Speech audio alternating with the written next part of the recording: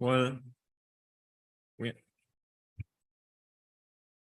well, thank you everyone for being here. We're going to start the last keynote speaker session. So I have to present to Luis Fernando, that most of you probably know him. Luis Fernando de Paula is professor of the Institute of Economics at the Federal University of Rio de Janeiro, voluntary professor at the Institute for Political and Social and Political Studies, former chairman of the Brazilian Keynesian Association, co-editor of the Brazilian Keynesian Review, author of the book Financial Liberalization and Economic Performance, Brazil at the Crossroads, and his research lines are financial fragility and business cycles, developmental macroeconomics, monetary policy, exchange rate regime, and sustainability of public debt. So, go ahead. Okay, thank you. It's a pleasure to be here to taking part of this workshop. And I will present a paper that I wrote recently with Daniela Prats and Barbara Fritz, which title is Frontier Market Economies as a New Group of Financial Periphery, Patterns and Transmission Channels of Global Shocks. The paper will be published in the German journal Intervention. Well, let me, wow. Let's see if it is working.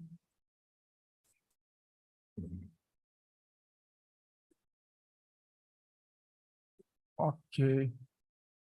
Well, let me begin with some stylized facts of a new phenomenon in the financial globalization.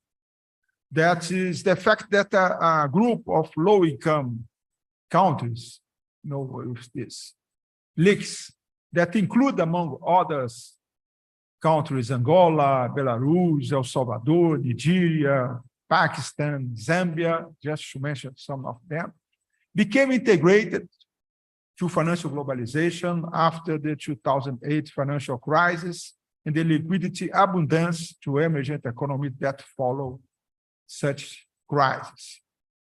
Such countries are called by IMF frontier emergent economies. So it's a subgroup of the emergent economies that became recently connected to the financial globalization.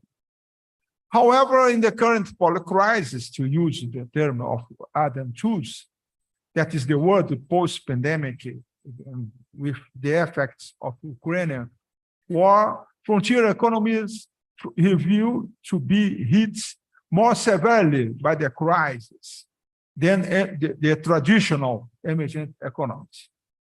Indeed, in February 2023, just to provide some figure, 55% of frontier economies were in position of high risk or debt distress, compared to 30% of emergent economies. On the other hand, 7 countries that default after the COVID-19 shock, 5 countries are frontier economies. So this is the new phenomenon that I will analyze here, the determinants of this process and the consequence. Just to also provide an initial figure that the global external liabilities in blue line, they are emergent market economies, and the orange are the global external liabilities of frontier market economies. So as you can see, they are particularly after 2009, the external liabilities of the frontier are increasing. Of course, they are, you can say, but they are marginal compared to emergent economy. But they are marginal in terms of the size of the economies. We are comparing El Salvador, Zambia, with Brazil, India, China. So it's completely different dimension. But just to show that they are increasing this group of countries. And well, two questions that I will try to answer here is, first, which are the main drivers of frontier market economies integration into financial globalization? What are the determinants of this process? Second, what explains the greater vulnerability of foreign frontier market economies in comparison to the traditional emergent market economies to global financial shocks? Particularly, we will introduce a new concept in other works with Danielle and Barbara. We develop the concept of currency hierarchy. I will mention again in my presentation. But to differentiate frontier from emergent market economies, we think it's necessary to introduce a new concept that is financial hierarchy that I will explain in my presentation. Well, the first is, what are the main drivers of this recent process that's integrated low-income countries to financial globalization? That not means that all the leaks are integrated. It's a part of the leaks that became integrated to financial globalization. Well, the first driver is that due to the quantitative easing monetary policies in central economies, the global low interest rate environment after 2008 global financial crisis has pushed global investors in search of higher returns to invest in frontier bonds. So there is this search for yield in a context of high liquidity environment with very low interest rate in the world.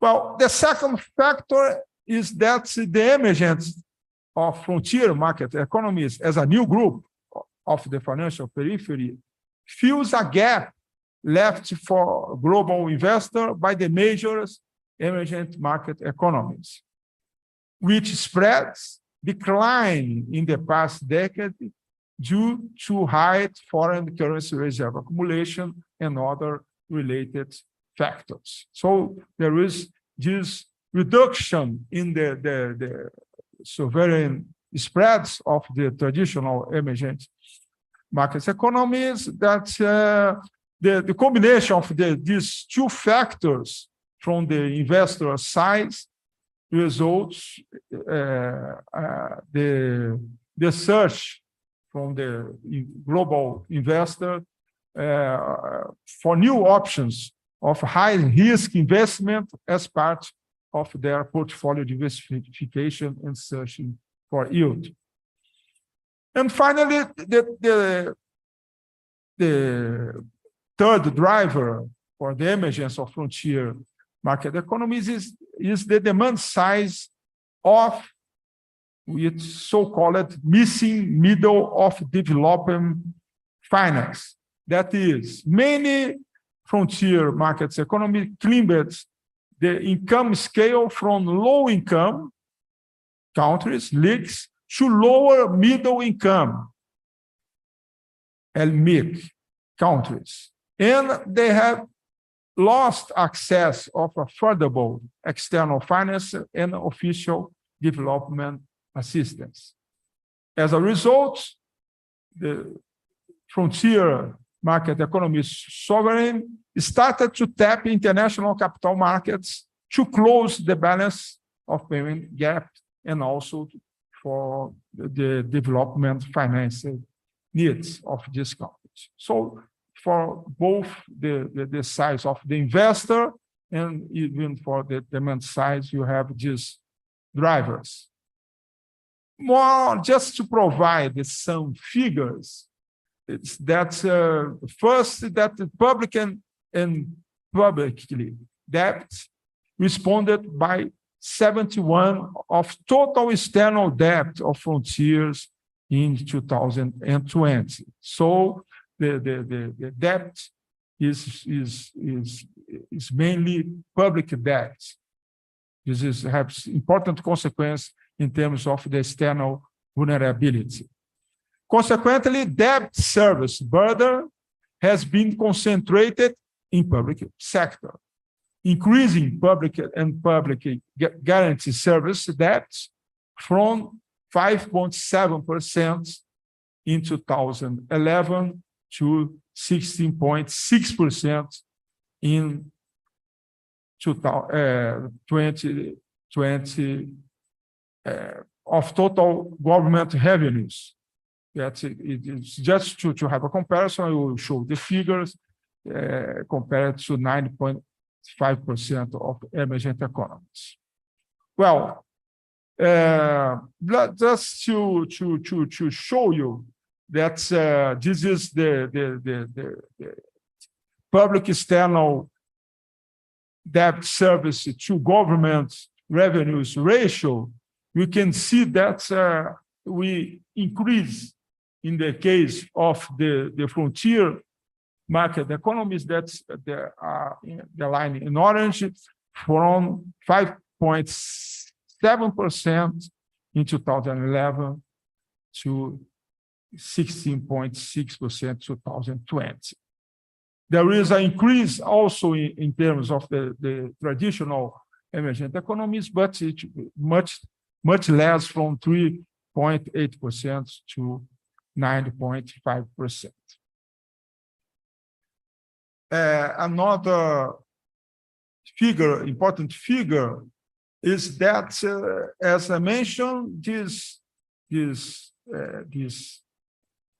country dependence had dependence much more from multilateral development banks, laws, bilateral agreements, and that we can see that they are still predominant. This is the figure from 2010, the figure 2021.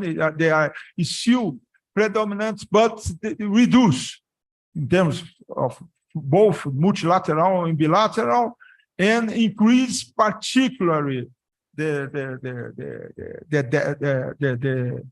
debt bonds that increase from 90.3% to 23.5%. There are some increase as well in terms of the commercial banks. Well, let me now, as I mentioned, I will introduce the concept of the financial hierarchy, but first, let me talk about, for whom don't have been in touch with this concept of currency hierarchy that we developed in order to papers. That's the idea of, in very simple way, the idea of the currency hierarchy is that the currencies are hierarchically positioned according to their degree of liquidity, which related to their ability to perform the three functions of money internationally: means of payments, unit of account, and store of value. In the case, for instance, each functions of money in this case is related to the international operations. For instance, the case of store of value, you have the private investment, but you have to consider also the foreign exchange reserves. That means, what are the currencies that central banks accumulate their reserves, right? And the means of payments is the currency that they pay for instance, to imports, goods and services. And unit of account is related to the what are the currencies that are the contract made. Well, the key currency, this is the idea is original of Benjamin Cohen in the book Geography of Money of 1998, that he developed this idea of monetary pyramid that you have, and he had a own taxonomy of the different currencies. But the idea of the pyramid is that you have only one key currency in the world. Well, the fact is that Benjamin Cohen, in his different works, he has been worried about why US dollar is still the key currency, still predominant. And also recent literature talk about if Chinese currency will become international. Just to provide a figure, in the last 10 years, the share of Chinese currency in the total of international transactions increased from 1% to 7%.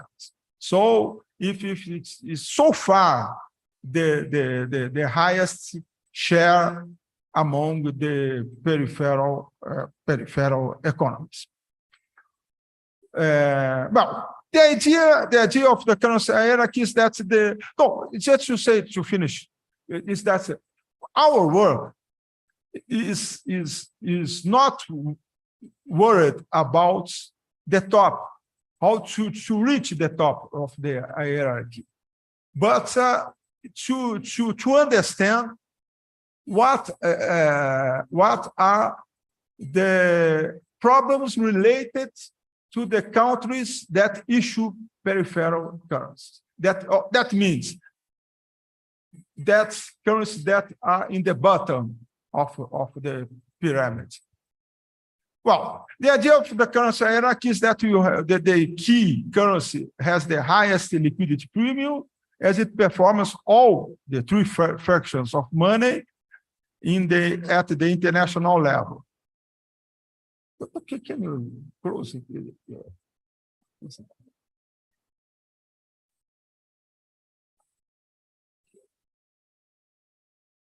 Yeah. Okay, please.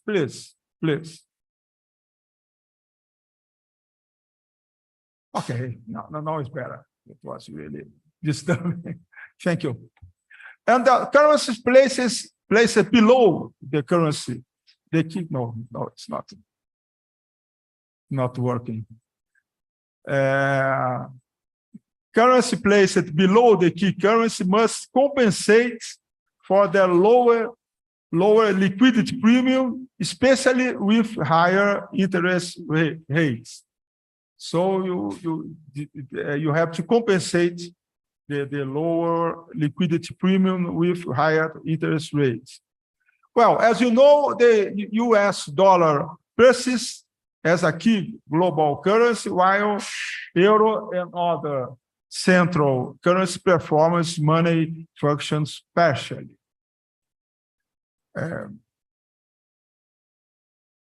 Well, but as I mentioned, our focus is on the peripheral emergent economies. Particularly, peripheral economies are characterized by the inability to borrow internationally in their own currency, as they do not perform the traditional functions of money at the international level. This phenomenon is very known, as was labeled by Green and others as original sin. That is the inability of, it's just an empirical finding of some empirical works that their inability to borrow internationally in their own currency results in a currency mismatch in the balance sheets of the public and private sector when they get into debt in foreign currency, which is one of the key determinants of the high vulnerability of the emergent economies, and also in the case of the frontiers. I will show that this problem of original sin is much more important to frontier than to emergent economies. And particularly with the increased growth of capital flows to emergent and frontier economies determined mainly by external push factors than domestic ones, boom and bust movements of global capital flows exercise higher pressure on exchange rates. Again, there are studies, empirical studies that show that exchange rates in emergent economies is much more volatile than in advanced economies. I don't know empirical research that compare traditional emergent economies with frontier emergent economies. That is a more recent phenomenon. I don't have this. I don't know any studies about this.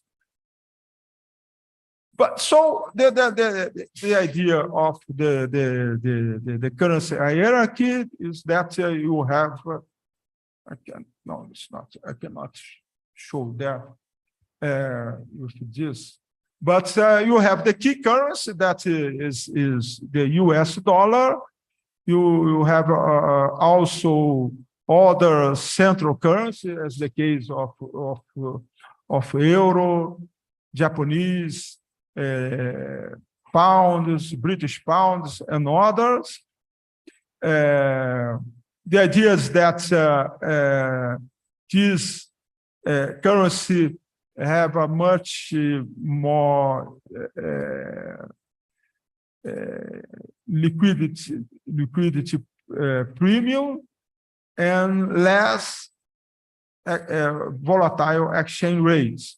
But when you go to the bottom of the parameter, we find the peripheral currencies. That is renminbi, that I mentioned, that is scale.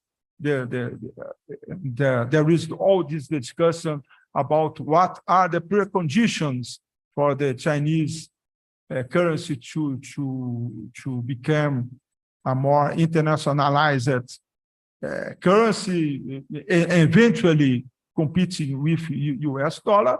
But just to say something about this, there is the fact that in order to internationalize more their own currency, that China needs to liberalize the capital and financial accounts. And we need not forget that China is still an emergent economy in terms of per capita income.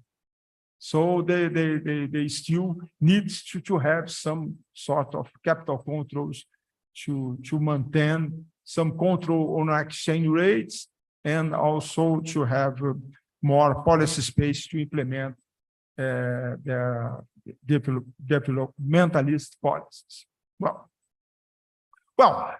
the idea here of the currency hierarchy is that the peripheral currencies that are more in the bottom, they have to compensate the low liquidity premium with a higher interest rates, but at the same time, as I mentioned, they have a higher exchange rate volatility. Well, let me introduce now this idea of financial hierarchy.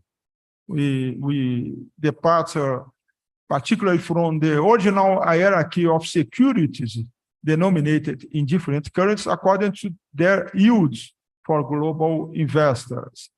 In this hierarchy, the securities issued by the United States, they are considered zero risk, and other central countries, and the financial periphery are hierarchically positioned according, in this case, to the yield and the degree of vulnerability. So here, the idea is that, as for the reason that I explained in the sequence, the frontier are much more vulnerable economies, externally speaking, than conventional, traditional emergent economy. They have to compensate for the eyes of the global investor with higher yield. So the relative distance between emergent and frontier economy becomes clearer as the currencies of these two country groups are more distant from each other regarding the yield they offer to international investors than in terms of the liquidity premium. So our idea,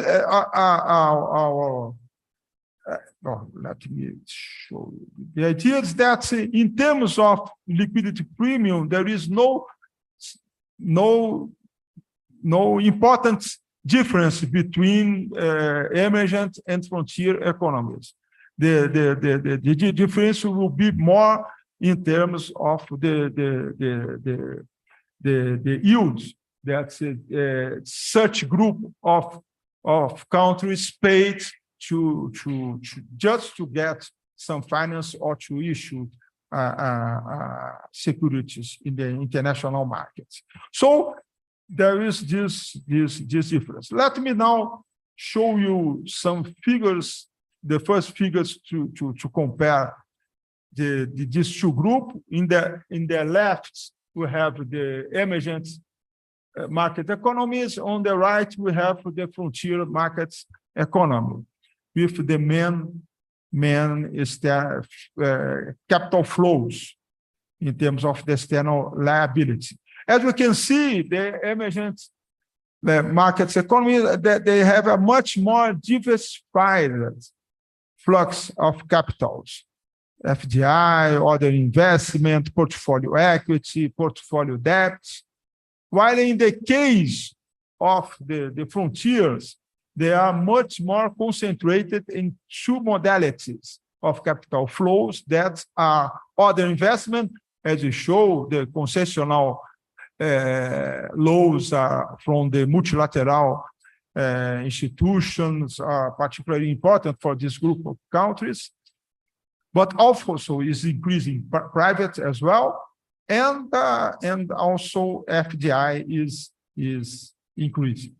They have much less participation share in case of portfolio debt and portfolio equity. Well, let me now focus in the point. Why frontier market economies has a higher external vulnerability compared to traditional emergent economies? This is the point. Just to start, let me show this concept of, explain the concept of net international investment position. What is this? This is exactly the balance between external assets of a country minus external liabilities, right? As I will show you, this balance between external assets and external liabilities for most emergent and frontier economies is negative. Why is negative? It's negative because the external liability is much higher than external assets. They receive much more capital inflows than the capital outflows. So these four frontiers, the net international investment position is negative in more than 20% of GDP in most time that I will show in the figure, while in the emergent economies is negative in less than 6%. As I mentioned, such difference is due to the fact that external liability is much greater than external assets in frontier markets economies. Just have a look in here again. On the left, we have the emergent markets economy. On the right, the frontiers markets economies in terms of the net investment position. Well, I just want to focus on this green line. This green line is exactly the net investment position. That is the balance between external assets and external liabilities. As I mentioned, for the two groups, they are negative. This is over GDP, percentage over GDP. But you can see that in case of emergent economies, it's more or less 5-6% of GDP. But in case of frontier markets economies, they are in most periods here from 1995 until 2021, the figure.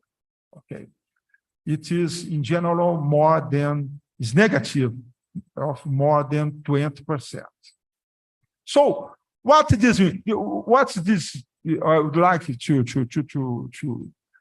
point out for you is the fact that is a first evidence that such economies are much more vulnerable compared to emergent economies, because they have a much higher external liability vis-a-vis the total assets. There is a second point related to this. The fact that they have a much greater negative balance in terms of net investment position also cause a very strong financial stream in terms of profits, dividends, royalties, than compared to emergent market economy. It's have to say that the most important item in terms of external assets of emergent economies is foreign exchange reserves. And foreign exchange reserve, the yields related to such investment is very low, that compared to the payments related to FDI, the payments related to loans, and so on. So there is this important difference. Well, there are three. I will now focus on the three transmission channels augmenting global in foreign market emergent economies. Well, the first transmission channels is the fact that related to the segment of credit rating where countries are located.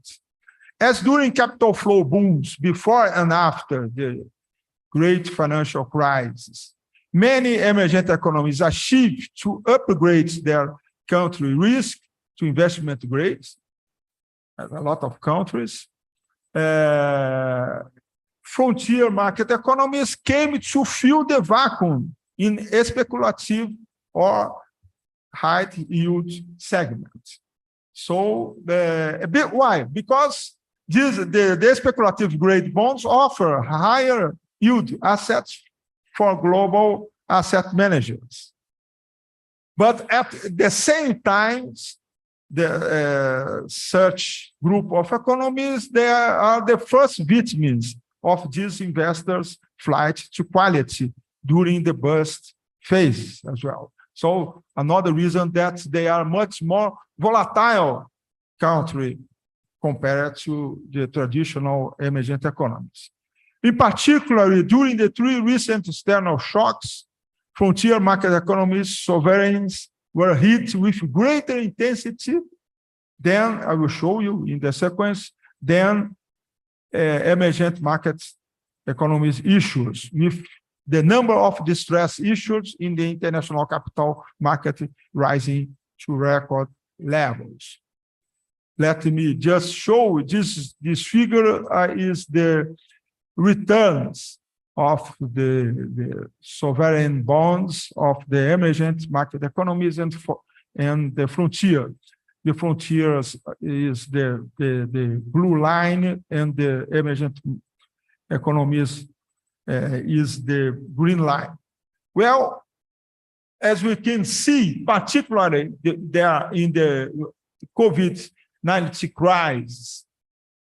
No, first the fact that first in general the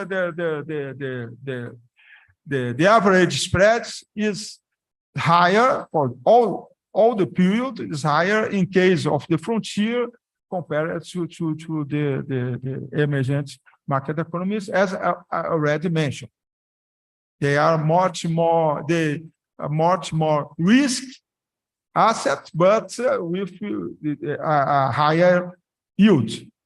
But also during the period, the peaks of the crisis, the COVID-19 crisis, the Ukrainian crisis, you have to see that there is this increase in terms of the average spread of this group of economies. Well, the second transmission channel is related to the foreign debt over government debt. I have already mentioned that the fact that in this country there is a predominance of public external debt. So the second feature is the share of the country's external securities in global investor portfolios, and the share, in particular, the share of foreign currency debt in the total government debt. In the case of the frontiers, sovereign bonds are the primary security issue in the international capital market and respond to the main share of the government debt. As a consequence, frontier government debt is denominated predominantly in foreign currency compared to emergent market economies. As just to provide a figure, again, comparing emergent economies on the left and frontier economies on the right, is the government debt as percentage of GDP. What I would like to point out here is that in case of the frontier economies, you have the predominance of the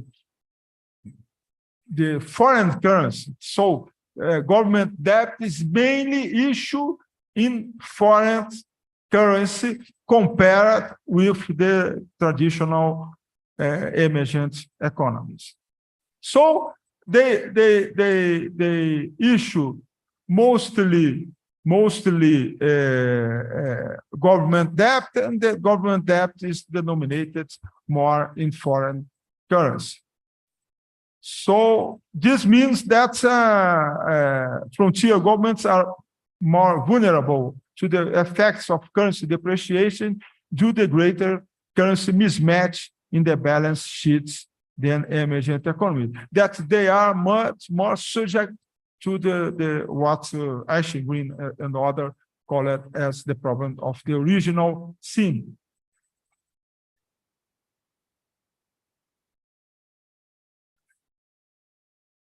Well, I have to finish in 5 minutes, okay. And the third transmission channel is the domestic capital market dip. So the domestic capital markets degree of that is the domestic capital market degree of development in such country. The capital markets and current currency markets in this group of countries are shallower and less liquid than those of the traditional emergent markets. And the lack of deep domestic financial market and limited market liquidity tends to compose market pressures in time of stress for such group of countries due to the reduced capacity of market makers to intermediate flows. Again, to show you some figure, this, okay, I'm trying to put this out, okay, it should show you. Well, this is the financial market institution deep score is the index of IMF. In both cases, you can see this on the left are the group of emergent economies, and on the right is the group of the Ukraine before the war, of course, and Nigeria, Zambia, and others that I cannot read here now. But you have frontier there and emergent market economy. You can see that in terms of domestic financial markets, frontier is much less developed. So this means that they have much more dependence to external funds than conventional emergent economies. Well, we can conclude, and this is actually, I don't know, as we don't know any paper that has studied this new phenomenon as we did to see the determinants and the consequence of this process. There are some papers that are more related to the portfolio diversification in the eyes of the global investors, but not about the macroeconomic effects. That is our focus. Well, first, the interplay of these three features that the transmission channels that I show explain why frontier market economies are even more sensitive to change in global financial conditions and liquidity preference of global investors than emergent economies. Indeed, such economies pay higher interest rates in their external debt compared to emergent market economies that result in various cases in external insolvency.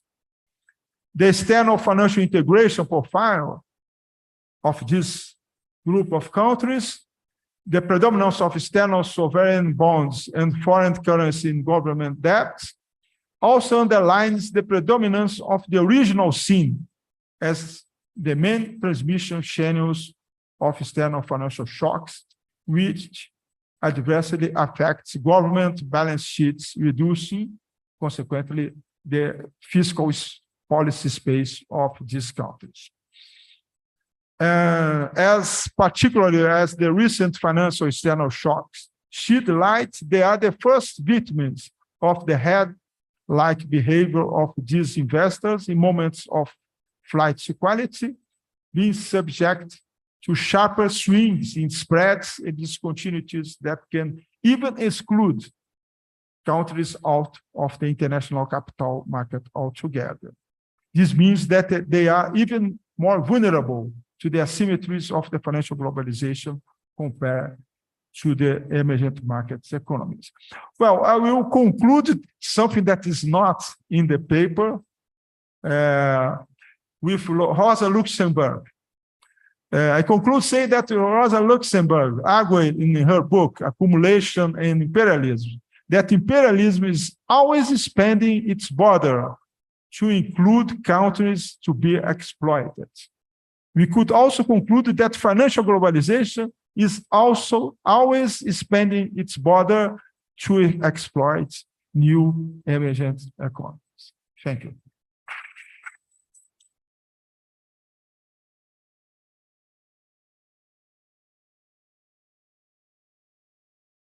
Oh, thank you very much.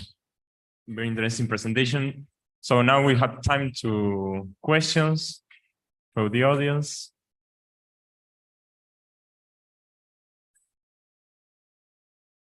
There. So do we have a microphone?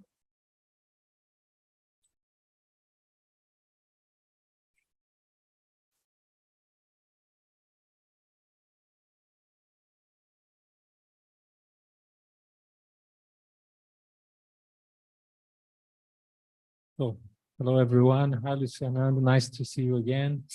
Thanks for your brilliant talk.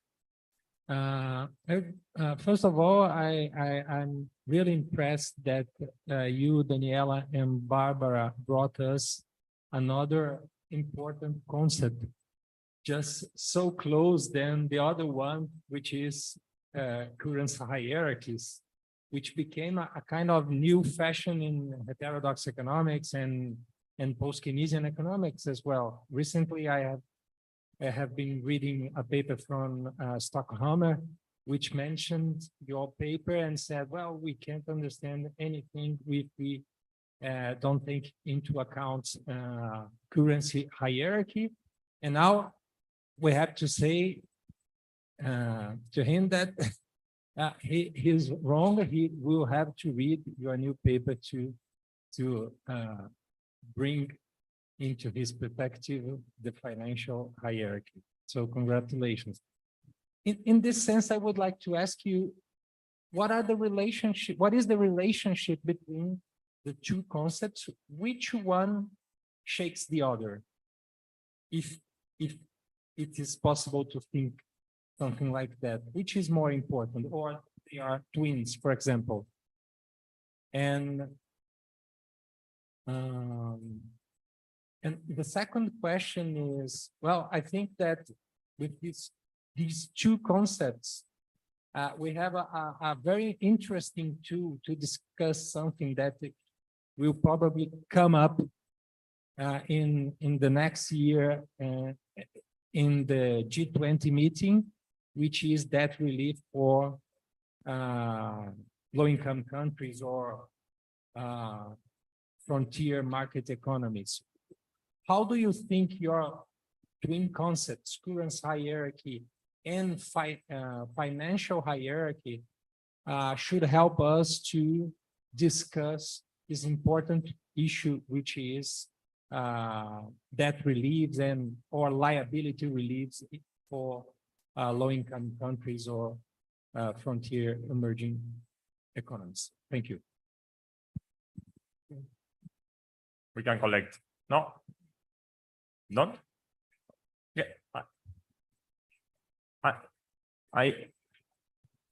Okay, Julian. I also have a question after Julian. Hi, thank you for your interesting presentation. Even if it's not my topic of research, that my question is about to receive some clarification.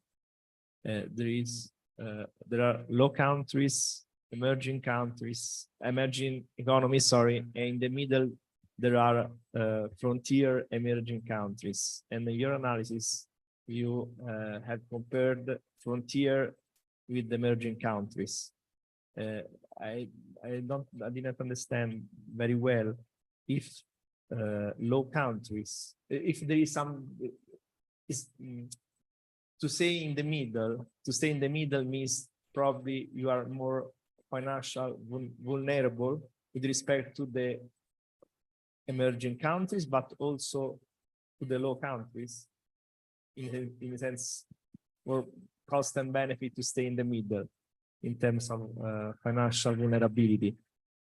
No, Because sorry, there is it's in terms of financial vulnerability, because there is, I don't know if there is a line that divide frontier emerging countries economy, and low, that a paradox could be probably is better to stay in low countries in terms of financial vulnerability, that instead stay in the middle, because if you want to catching up to increase financial globalization, to be able to stay in the middle.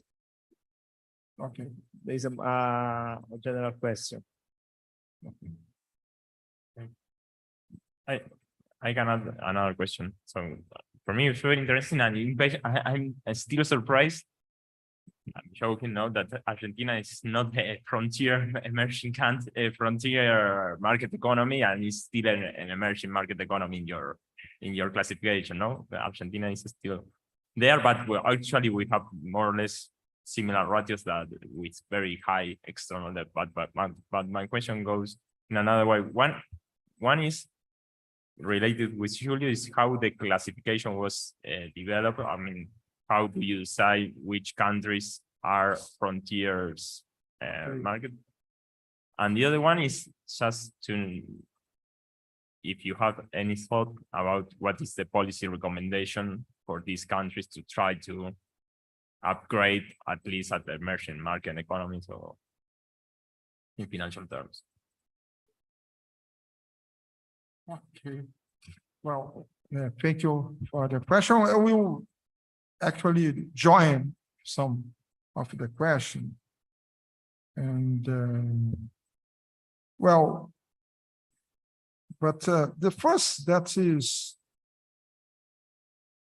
the difference, and if currency hierarchy and financial hierarchy are what we could say two sides of the same coin, right? Yes, I think so. Actually, we have to say that first we are testing this concept. Okay, it's not a consolidated currency hierarchy is more consolidated, right? The paper is one of the most cited paper that I have written in my life. It's the second more cited paper in 2017. And but financial hierarchy. But we decided to introduce this new concept in order to differentiate the frontier from the emergent economies. That's the idea that they are much more vulnerable economies, that they, for all the reasons that are presented here, they are much more subject to regional scene, because it's not the focus of this paper. That there is another paper that I wrote with Daniela and Barbara, that we study the phenomenon called by BIS economists as original sin redux. That is the fact that particularly the governments of the emergent economies are reducing the share of public debt denominated in foreign currencies. So at the same time, it is increasing the share of no-residents investments in local markets, in assets denominated in the local currency. That is a new phenomenon. When I don't want to discuss this, is another paper, But when we begin to see this, because this frontiers economy is something that is only recently IMF began to study, and Daniela, that is practice that is in UNCTAD, also is she brought to us this discussion. I didn't know about frontier economies. she brought to Barbara and I this discussion, and so when we have a look in the data of this frontier, we realize that they are much more vulnerable. They have the problem of original sin that is reducing in terms of the emergent economies. They are very present in case of the frontiers economy. So I don't know if I answer your question, but the idea is to suggest this new concept, just to try to help to understand this difference between. But I agree entirely that they are very they are twin concepts, and no doubt about this. Well, let me focus in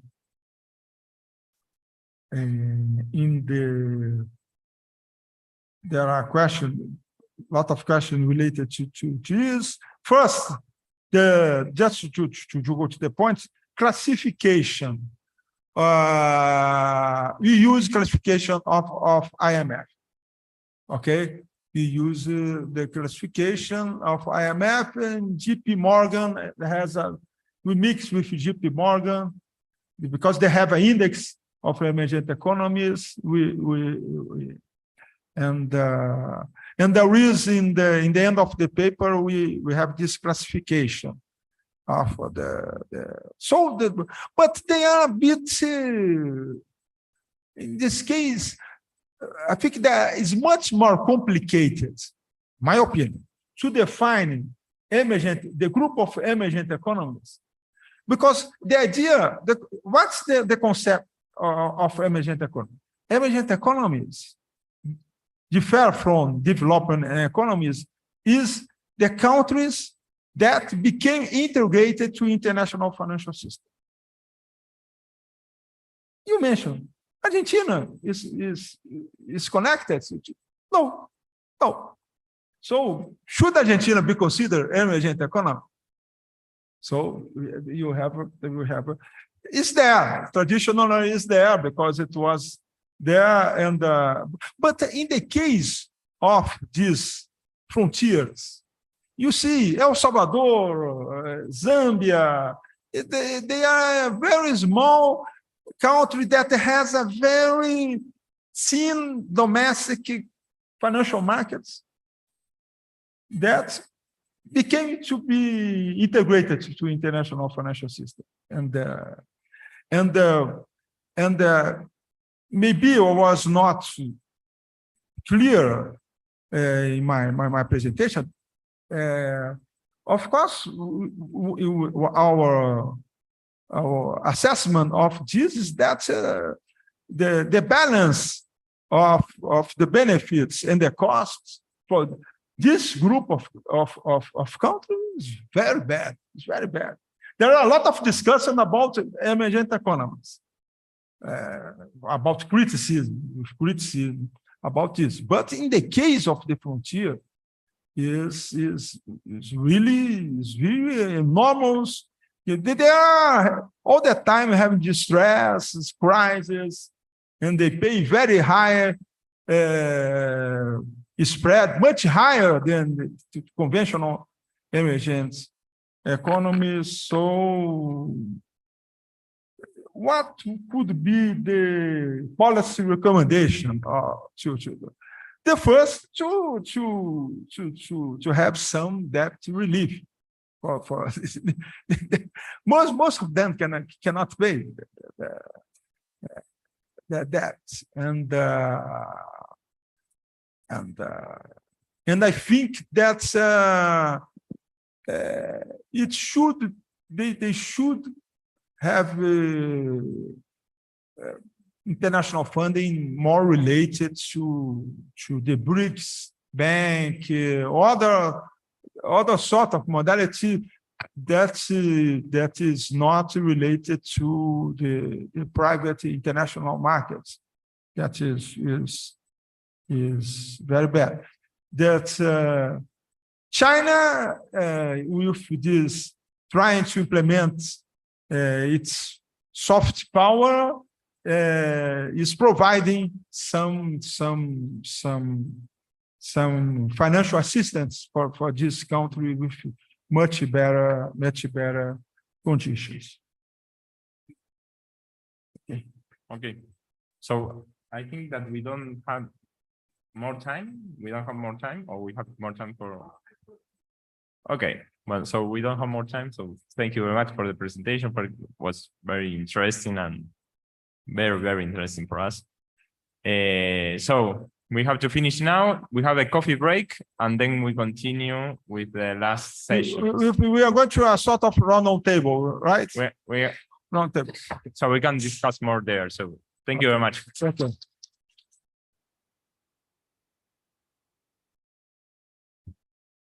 No. Okay.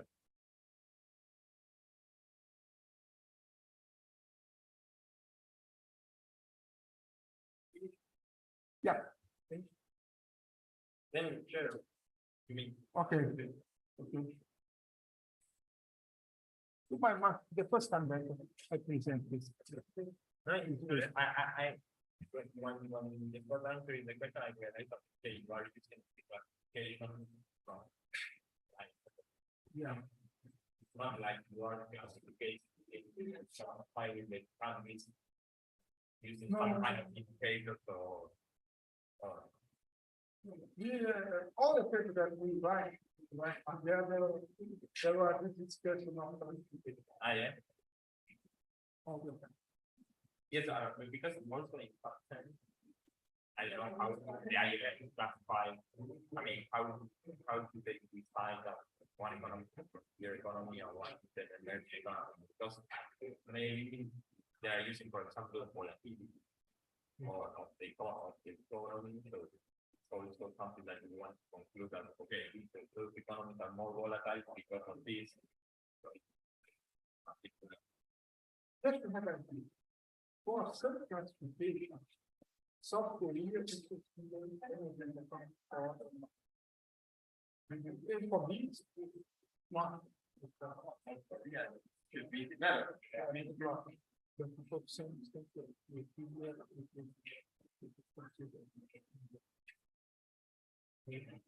Magalhães, não tenho aqui na mão. Vou fazer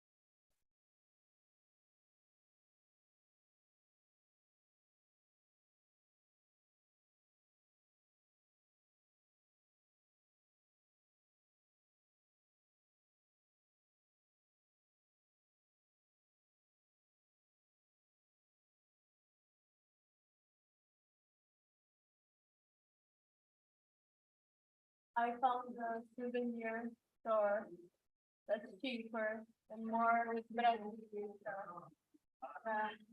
You know, it's in South Korea, but where we're gonna eat pizza.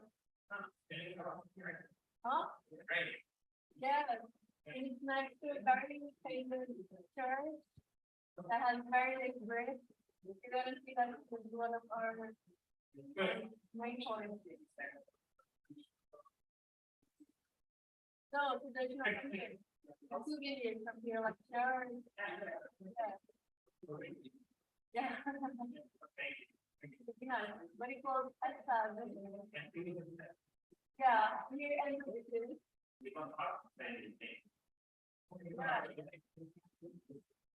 And seven, and here and this. And but it's close. Not far. The road together.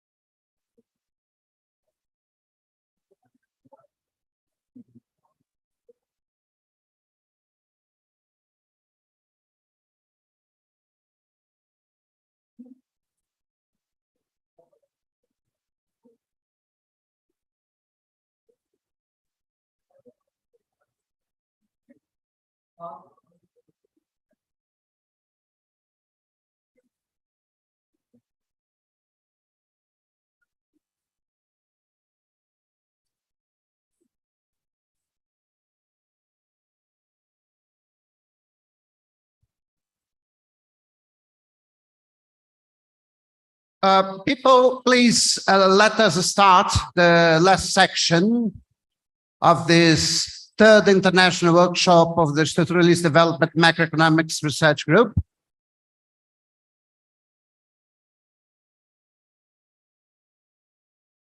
Tem. Você vai deixar a apresentação?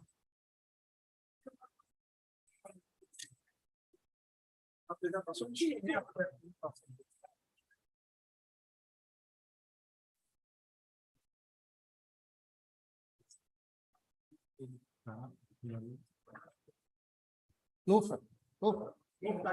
Não. Ele é o primo da minha mulher, realmente.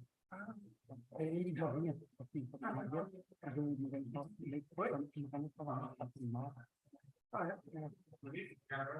Yes, just no, go there, then I will invite.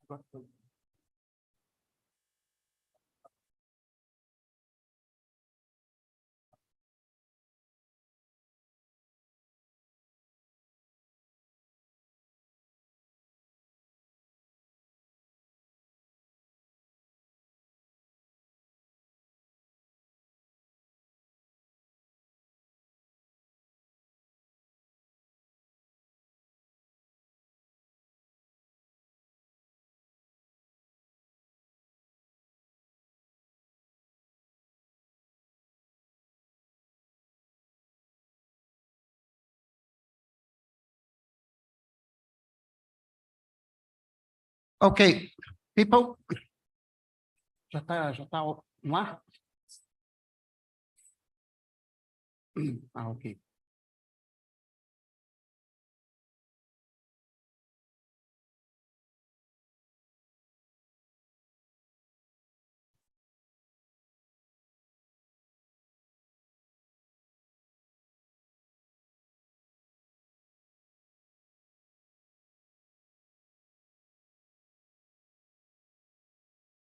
People from business administration.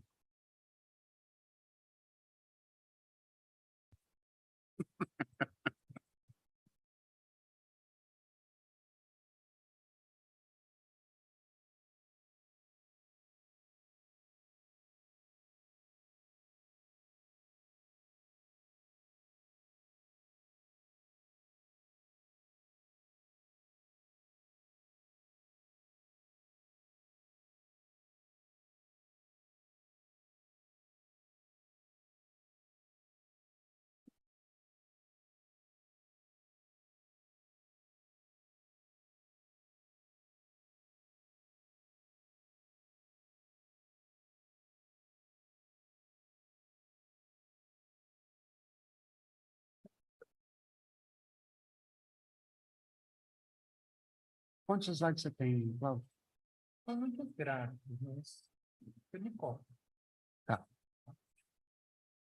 eu vou fazer uma introdução, tá? Para a gente. Tá pronto?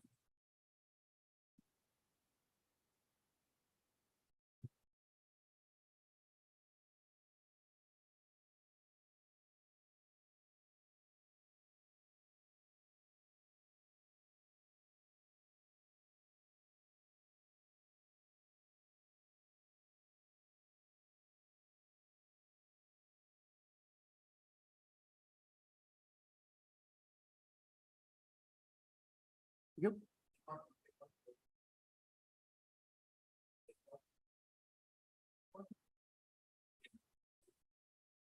It's just predicting a.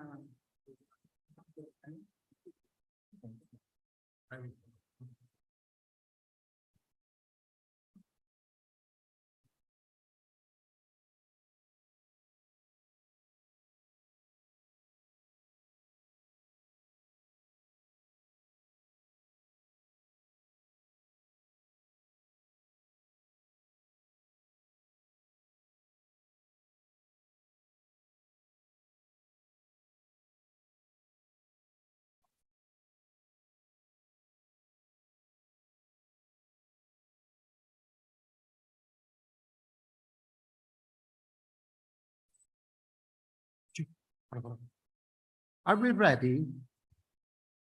Daniel, a gente está pronto? Pode começar a transmitir. Quando estiver pronto, me avisa. Tudo certo? Já está transmitindo? Oh, good afternoon, ladies and gentlemen. Let us start the last section of this third international workshop of the Structuralist Development Macroeconomics Research Group. The idea of this final section is to have a general discussion about economic policies that must be adopted for Brazil to resume its economic development with social inclusive and environmental stability, sustainability. Okay, our first speaker will be Cláudio Mitramo, Director of the Macroeconomic Studies of IPEA. But before he starts, I would like to make some few points that I think that deserve our attention today regarding economic policy. The first question is that yesterday, the Council of Monetary National Monetary Council have changed our inflation targeting regime. The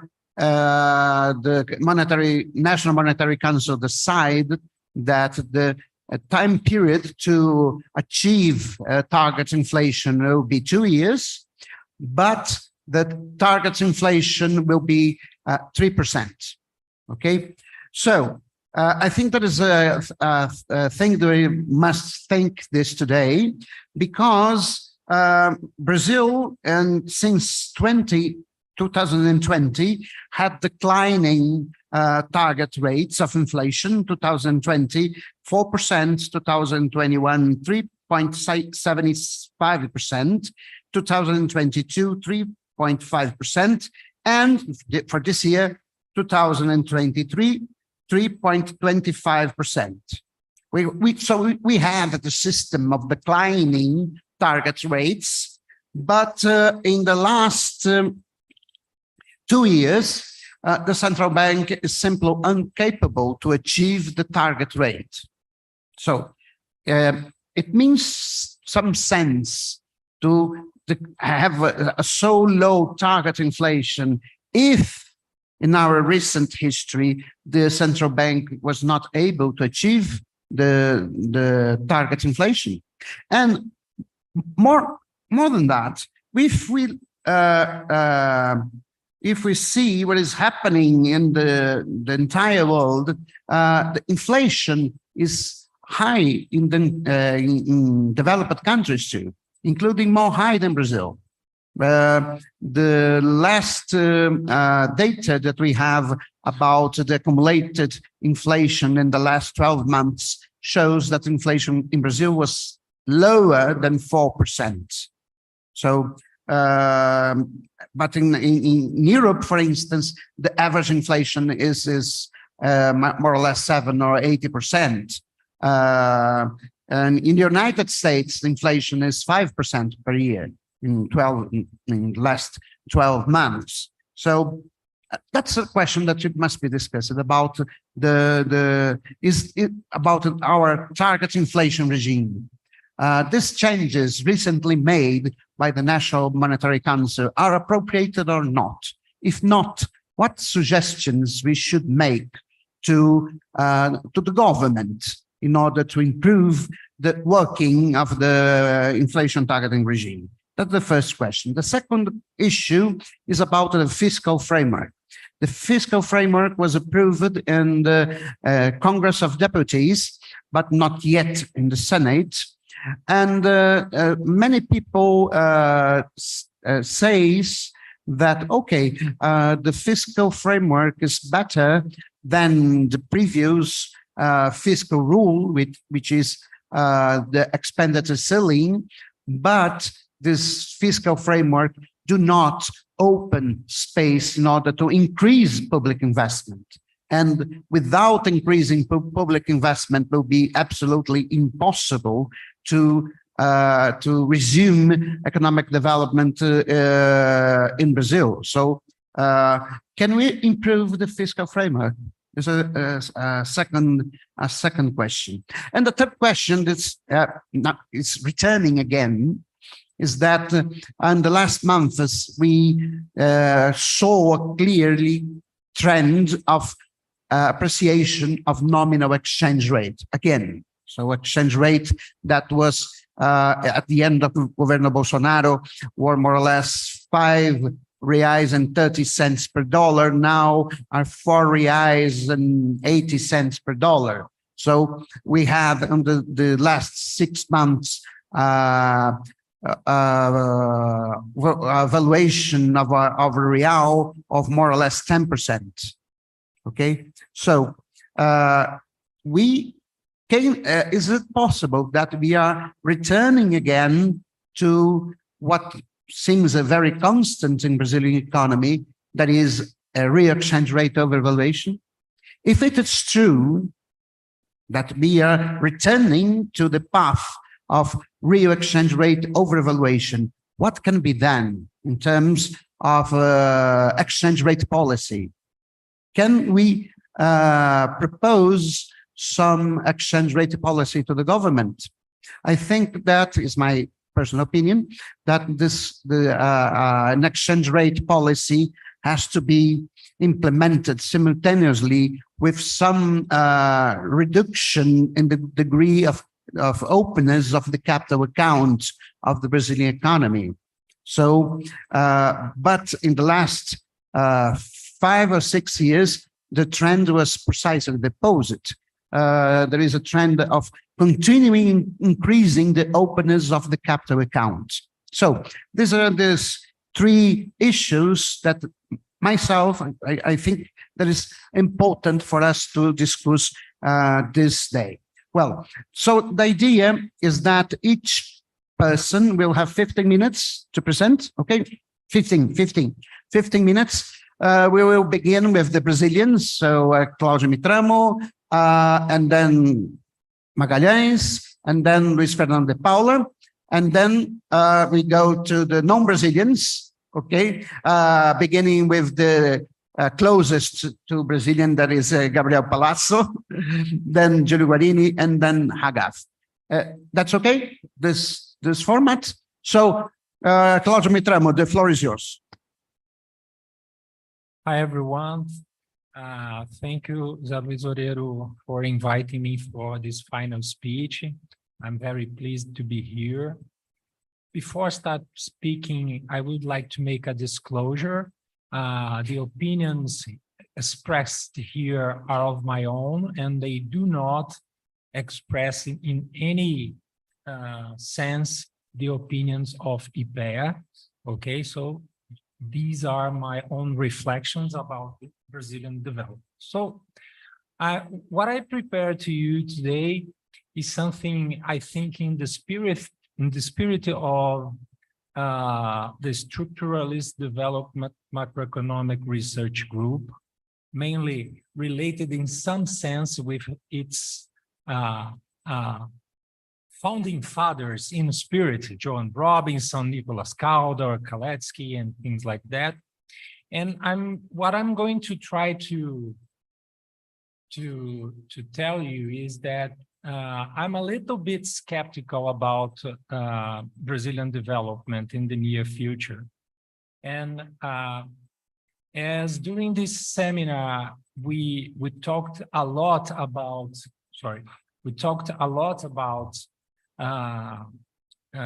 financial issues, some specificities of demand issues.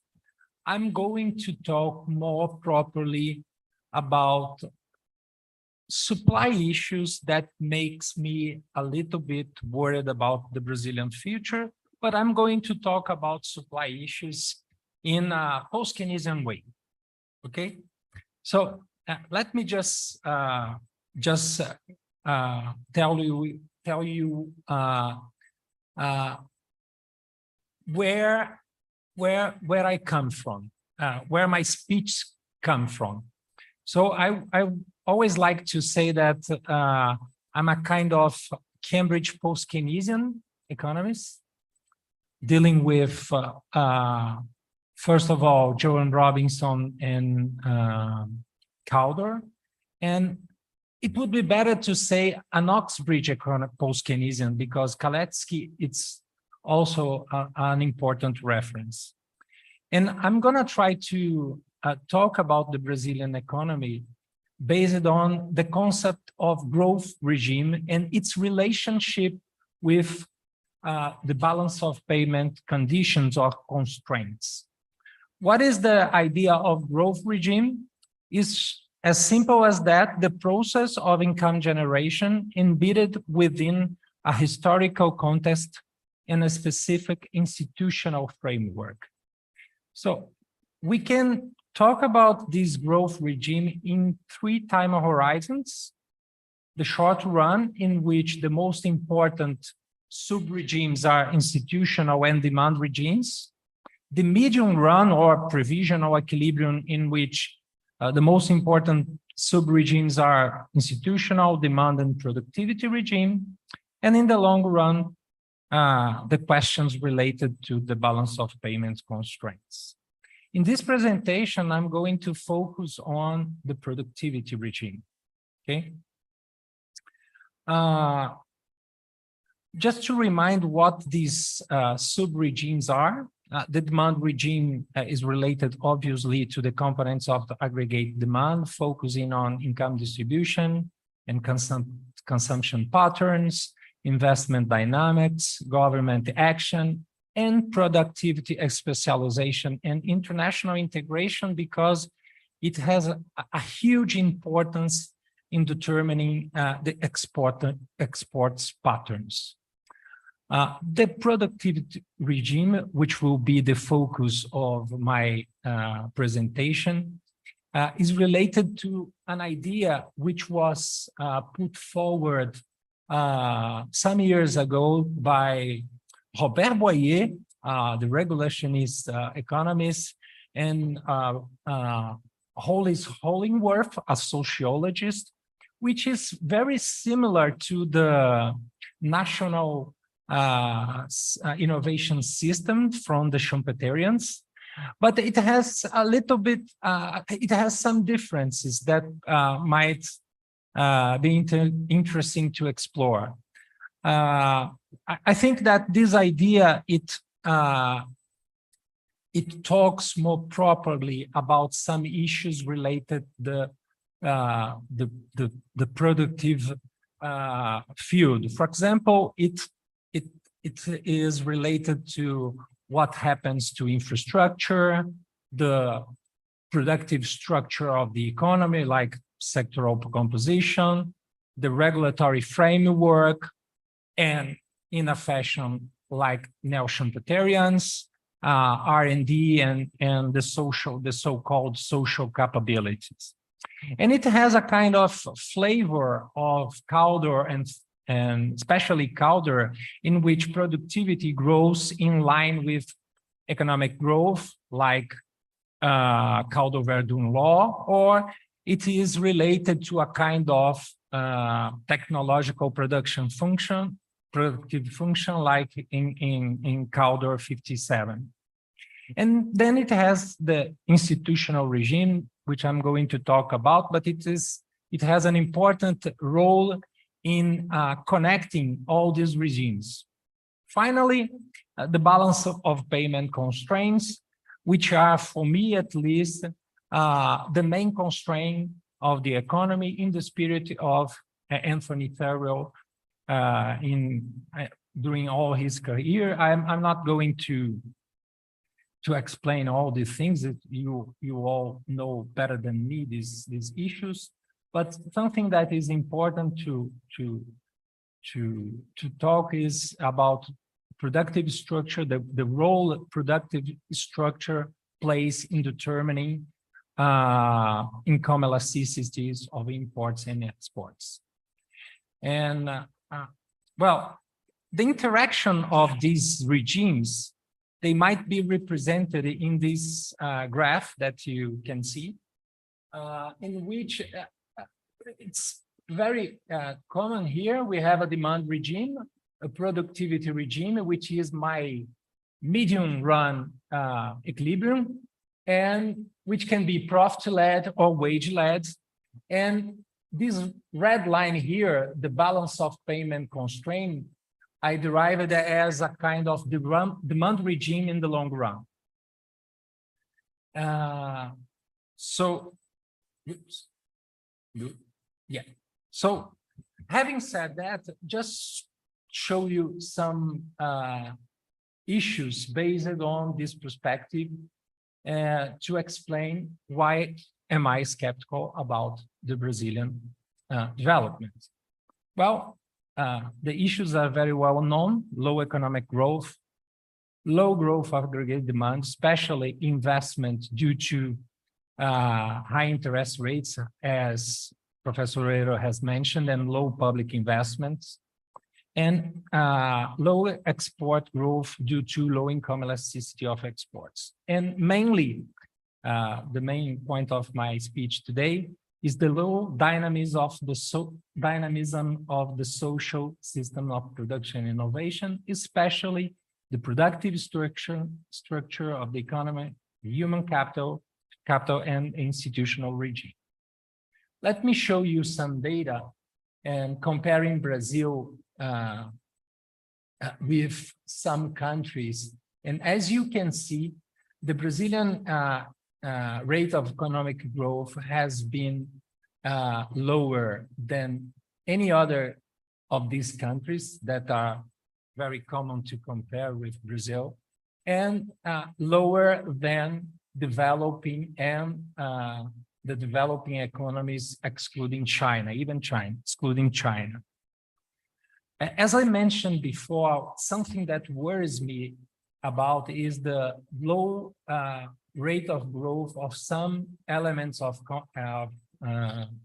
components of the aggregate demand, especially investment and exports. As you can see here, comparing the same countries is much lower in almost any period that we study here than the other countries.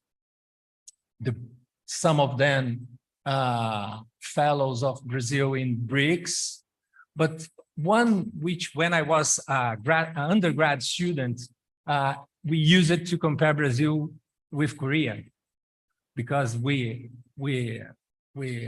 started at the same point in the 50s, and they succeeded and we not. So, and even if we compare with mature economies like Germany and the US, these very important components of aggregate demand, exports especially, and gross capital formation are growing in Brazil less than in these mature economies. So I'm about to finish, but let me just talk about the social system of production in innovation, and later a little bit about its implication on the trade patterns of the Brazilian economy. Well, when I was trying to design this presentation, I was thinking, well, the social production system is an interesting concept, but there is any data about it. And recently, I found out something very interesting in the UNCTAD website. They developed this so-called productive capacities index, in which they conceptualize productive capacities as the productive resources, entrepreneurial capabilities, and production linkage, which together determine the capacity of a country to produce goods and services and enable it to grow and develop. And if you look at the Latin American situation, and even and especially actually the Brazilian situation, you can see that we are lagging behind, definitely. This index is composed, before that, we can see that it has a very high correlation with GDP per capita, and it is an input index different from GDP, which is a kind of output index. And this index is composed by 8 components: human capital, natural capital, energy, ICT, structural change, transport, institutions, and the regulation of the private sector. And if you look at this figure, this index goes from 0 to 100. And if you look at this picture, Brazil is in a very poor situation compared with the countries that I've mentioned before. Our only hope is related to natural capital. For obvious reasons, we are very good at that.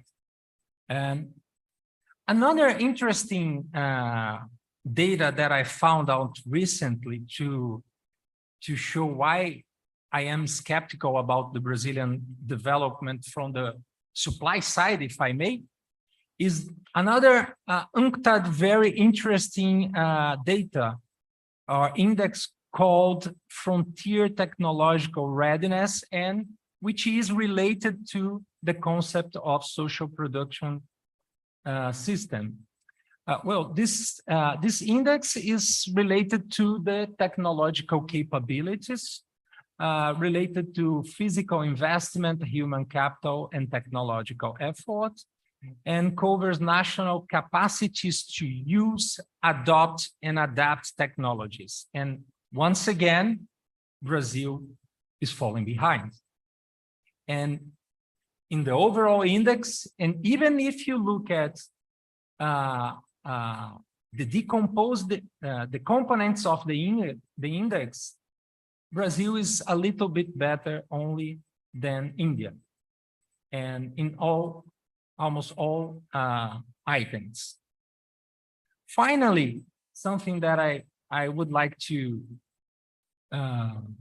show you is the question is, what are the implications of this kind of supply side patterns to the Brazilian trade patterns?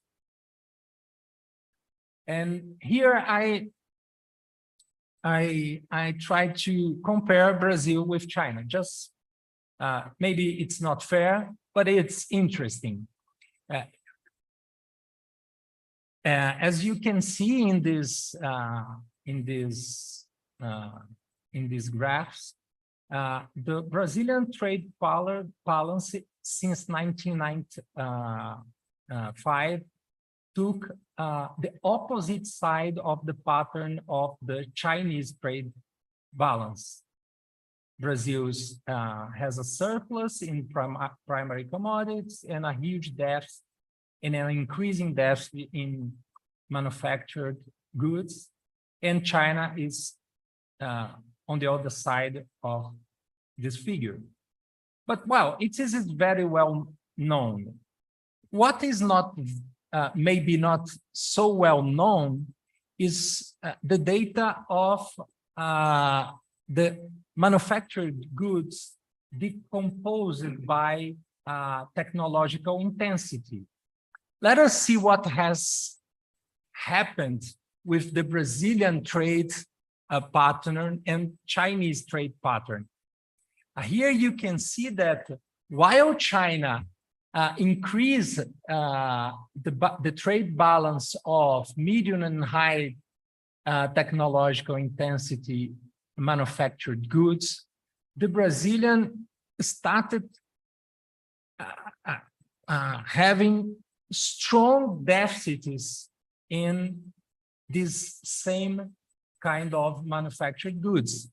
If you look at as a percentage of the trade balance, while we have almost 99% of the trade balance deficit in manufactured goods related to medium and high technological intensity manufacturers, China has almost 50% of its surplus in medium and high technological intensity manufactured goods. And so from this supply side perspective or structuralist perspective, I would say that the perspectives of the Brazilian economy, they don't seem very good for me. So thank you very much.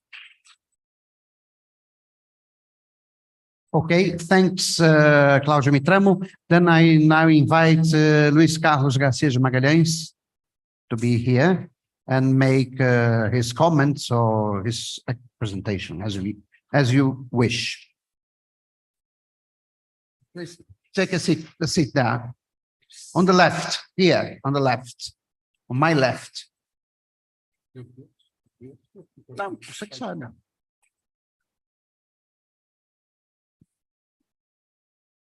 Não, não. Você não tem apresentação, não? Não. Só vai falar. Ok.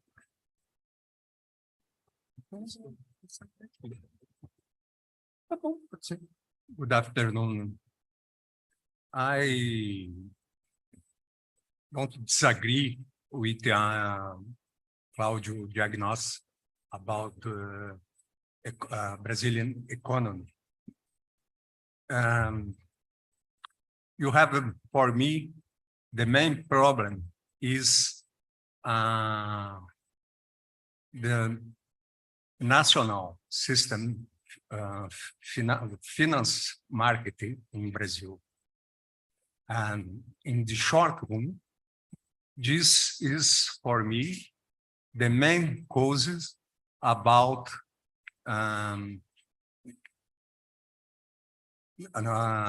or difficult or grow, because you have two channels.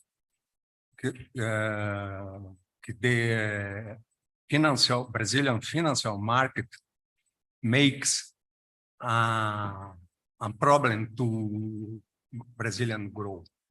The first is the high interest rate. This causes a problem in private and public investment. The second, that is system create a huge burden to public budget. It's not possible grow when the central government pay 7% of the GDP per year. It's impossible. Then you need a reform agenda, very complicated to do. The first, how do you change or market, financial market? How do you change the relationship between public debt and private investment, and the budget, the burden of the interest rate in the budget, central budget in Brazil? It's not possible, but I'm very pessimist. How you can change the situation? Because you have a problem. You need a huge political coalition to make this change. Now, yesterday, Brazilian Monetary Council did a meeting, but not changing the inflation target. This is a kind of index of the strong power the financial market have in Brazil. In the same sense, it is meaning that a peripheral financiarization. But I have a point that this peripheral financiarization is work together with disindustrialization. In some sense, is the same phenomenon in economic Brazilian economic, the government will need attack, but you have a strong limitation because the political force of the system, the financial system in Brazil. Then I agree with Claudio's diagnosis about the problem. The Brazilian accelerate the Brazilian growth. Then, but it's not mean the economist, Brazilian economist, like Professor Oreiro and another development economist, don't have a good fight. This meeting is important for us because it creates some intellectual intervention in the public debate, public discussion. You have another comment, Claude? Yes, of course. I do agree with you that one of the main constraints of the Brazilian economy is definitely the way we deal with our monetary policy. But it seems to me as well that it's pretty hard to change the situation. Luis Carlos is absolutely right in saying that we would need a very strong political coalition to change our monetary regime. Otherwise, it is a kind of fairy tale to think that we can change this just with the current administration, for example. I don't think so. But maybe, and I'm not disagreeing with Professor Oreiro, maybe some change in our monetary regime might at least reduce the cost of this inflation. For example, we had a very tight monetary regime, 12 months to achieve the target of 3% of inflation in a period in which we had a war, we had a pandemic. It's not sensible at all. So it was at least it's the minimum to have a sensible inflation target regime in which we achieve, in which we are not obliged to achieve the inflation target in the same period as Santa Claus comes to visit us. It is sensible. I think it was a good reform. About the target, 3%, it seems to me that nowadays many economists, not only us, heterodox economists, have the impression that 3% is too low, at least at this moment. Recently, we received at IPEA one of our leading orthodox economists, Professor Luis Araújo, and he was very strong in saying, well, in my opinion, 3% is damaging its inflation expectations because it's not achievable.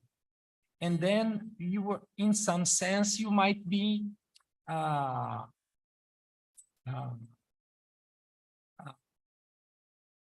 worsening central bank credibility.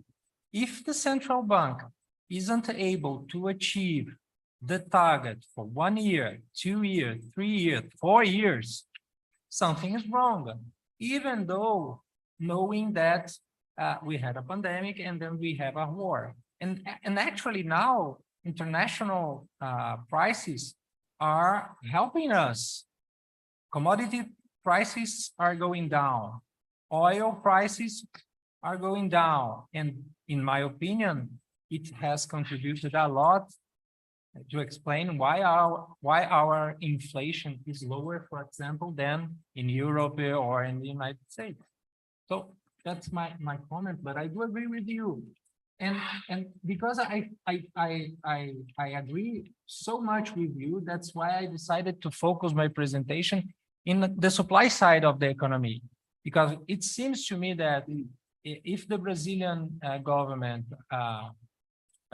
succeed in designing and implementing a very clever development, productive policy, I think it will have important impacts in trade and investment here in Brazil, so we can avoid a little bit our high interest rates.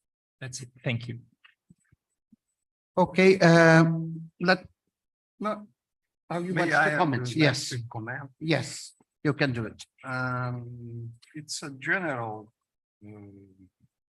comment. It's about the theory need. We need constructing a theory of the development theory that get two issues. The first, a class theory in underdevelopment country. It's a very important because it will have impacted in political quality. The second issue is about state theory in the case of underdevelopment country. Because why I have appointed these two questions that need a building, theory building. First, because the huge imports, to make public policy. When you sit down in the government chair, you need to consider what kind of the political coalition politics maintain your government. Second, what kind of the state do you work when you do public policy? What is the state capability to do public policy? Then there is a challenge to development heterodox economists incorporate these two questions in economic theory, development economic theory. That's it. Okay, now I will ask Luis Fernando to come and give his considerations, advices, so on and so forth.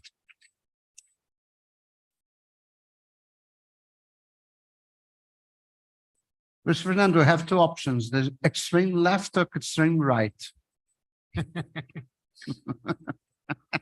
I try.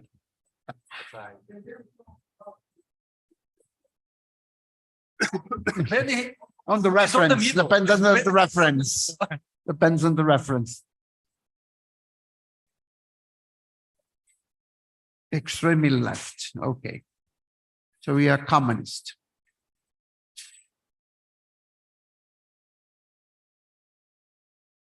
You have one. Não, aquele funciona. No.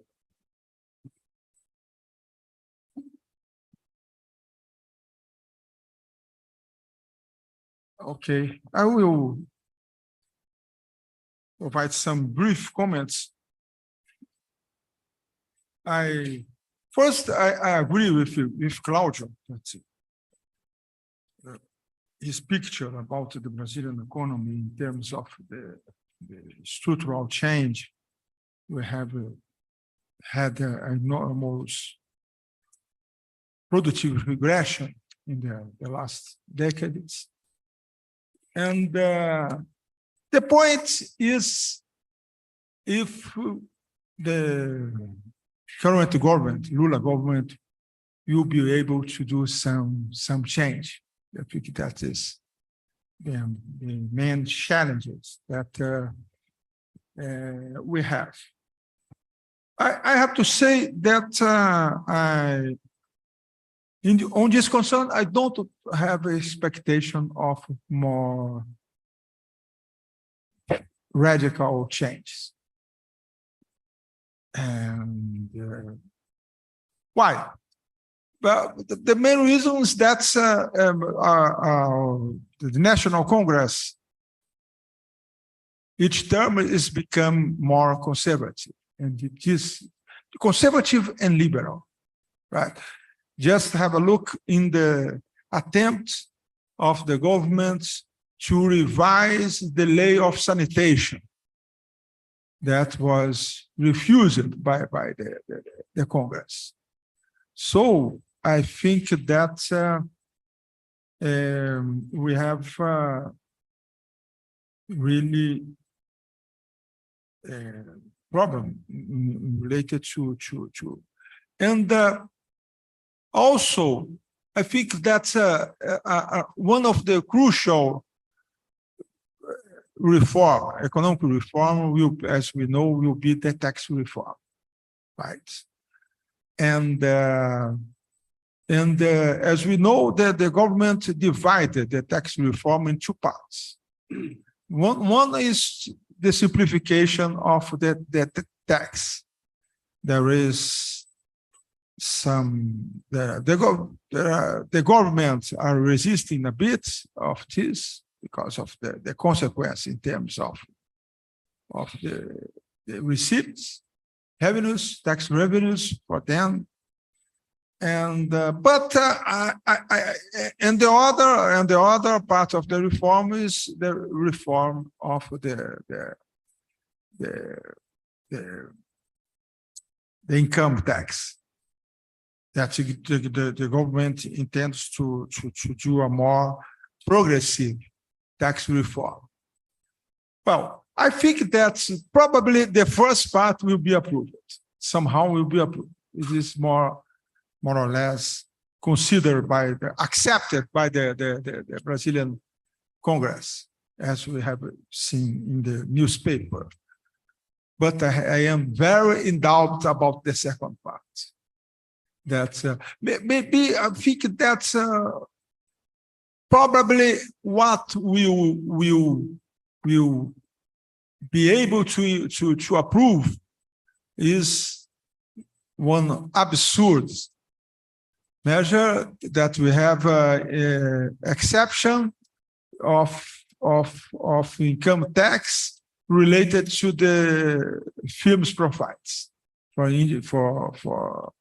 individuals.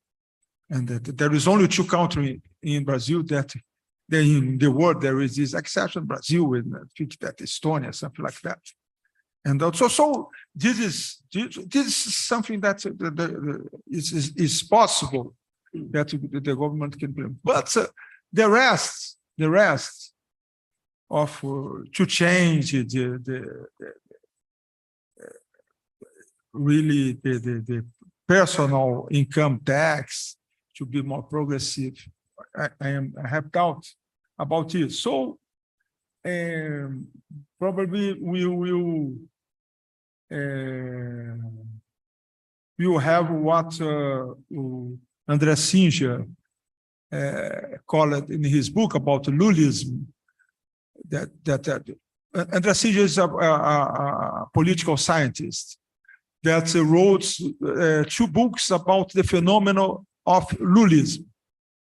They call it Lulism. He created this term. Yes.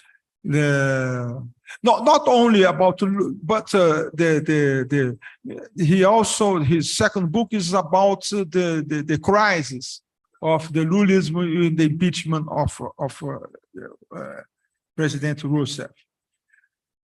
He had this concept of weak reformism about Lula. Implemented weak reformist governments. And I think that now Lula would like to be more to implement a more strong reformism now in this government for his own. But I think because of the Congress, we are not be able to implement. So I think that's we are going to have more or less what we call in Brazil the combination, what we call feijão com arroz, that beans with rice. Beans with rice is the plate that everybody eats in the lunch, with meat, with fish, with chicken. So it's the usual, the popular. And we will have this sort of feijão com arroz policy that, as José Luis mentioned, it was approved a new fiscal rule that provide some but limited policy space in terms of public investment, for instance, and that depends crucially of to increase public investment, of the increase of public revenues. And as mentioned already for both Claudio and José Luis, the change in the inflation target regime was very timid, that I think that, as we know, that the chairman of the Central Bank of Brazil, that is Roberto Campos Neto, is a very conservative person that was very, of course, he was put in the position by the Bolsonaro government. He has linkages with this group, and I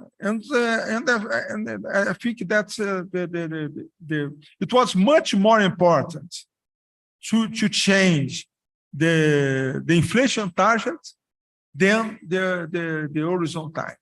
It should be implemented both in the case, but I think that's it's very, as we mentioned, I will not repeat here the arguments.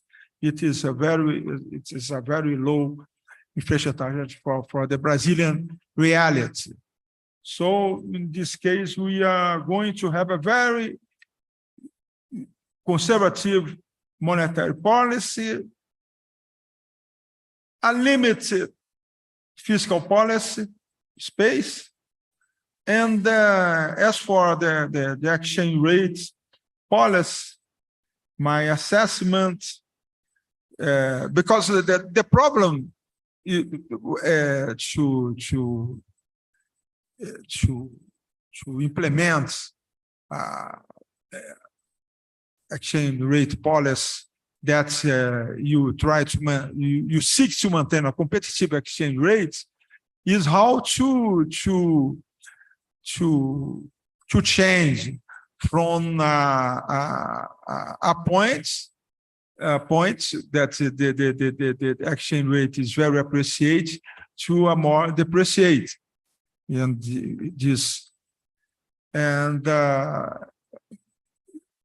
the time to do this is when the market has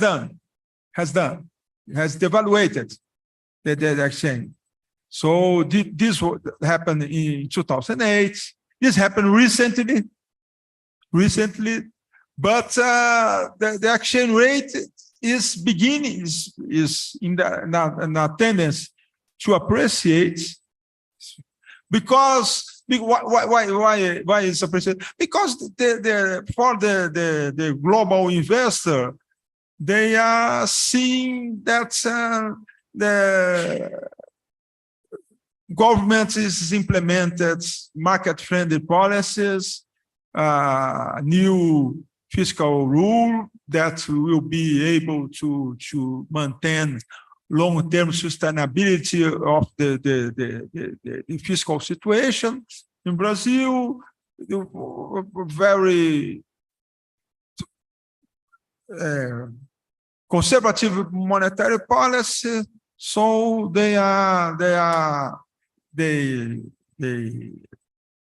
for this reason the capital inflows is increasing in Brazil, and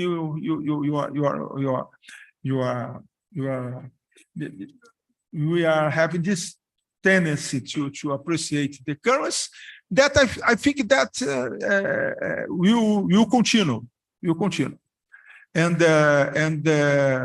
for the governments and even for central banks especially is very functional for the purpose of price stabilization, right? So I don't think, of course, as was mentioned by Magalhães, we could be implemented some sort of capital controls. Government could try to do this, but I don't think that will do. So I think that I don't wait more radical change in the economic policy. I think that this is a very, I would say, transitional government that it was elected with different political force, and And so we are having, if you reach 2.5% of growth, we will be satisfied with this. Just to, and I think that this is very, I'm very sad about this, because Brazil has a much more policy space, for instance, compared to Argentina. We have a very high foreign exchange reserve. We issue our public debt in reais, in our own currency. So we had much more instruments to implement a more active economic policy. But I think that we are not going to really small. But in any case, a bit pessimistic picture, but in any case, well, I would say that it will be, even though much better than the policy, the neoliberal policy that was implemented since the Temer governments and the Bolsonaro ones. So that is my view about the macroeconomic situation of Brazil. Okay, thanks, Luis Fernando. Now I would ask for Brazilians to return to your seats and ask the foreigners, guests, Gabriel Palazzo, Julio Guarini, and Hagaf, to take a seat on your table.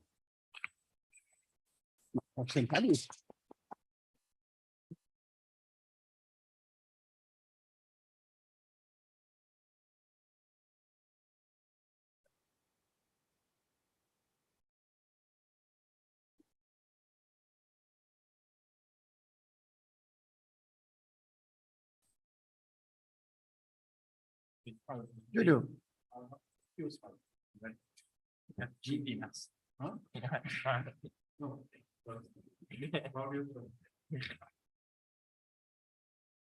Well, before we start with the comments of our foreign guests, I would like to make some introductory remarks for all of you. I believe that what you can see, what you three see in Brasilia, during these 3 days of our international workshop is the centrality of the structural change problem. Okay, Brazil in the last 40 years had a negative structural change. Mainly, Brazil had premature deindustrialization. I think that we have a very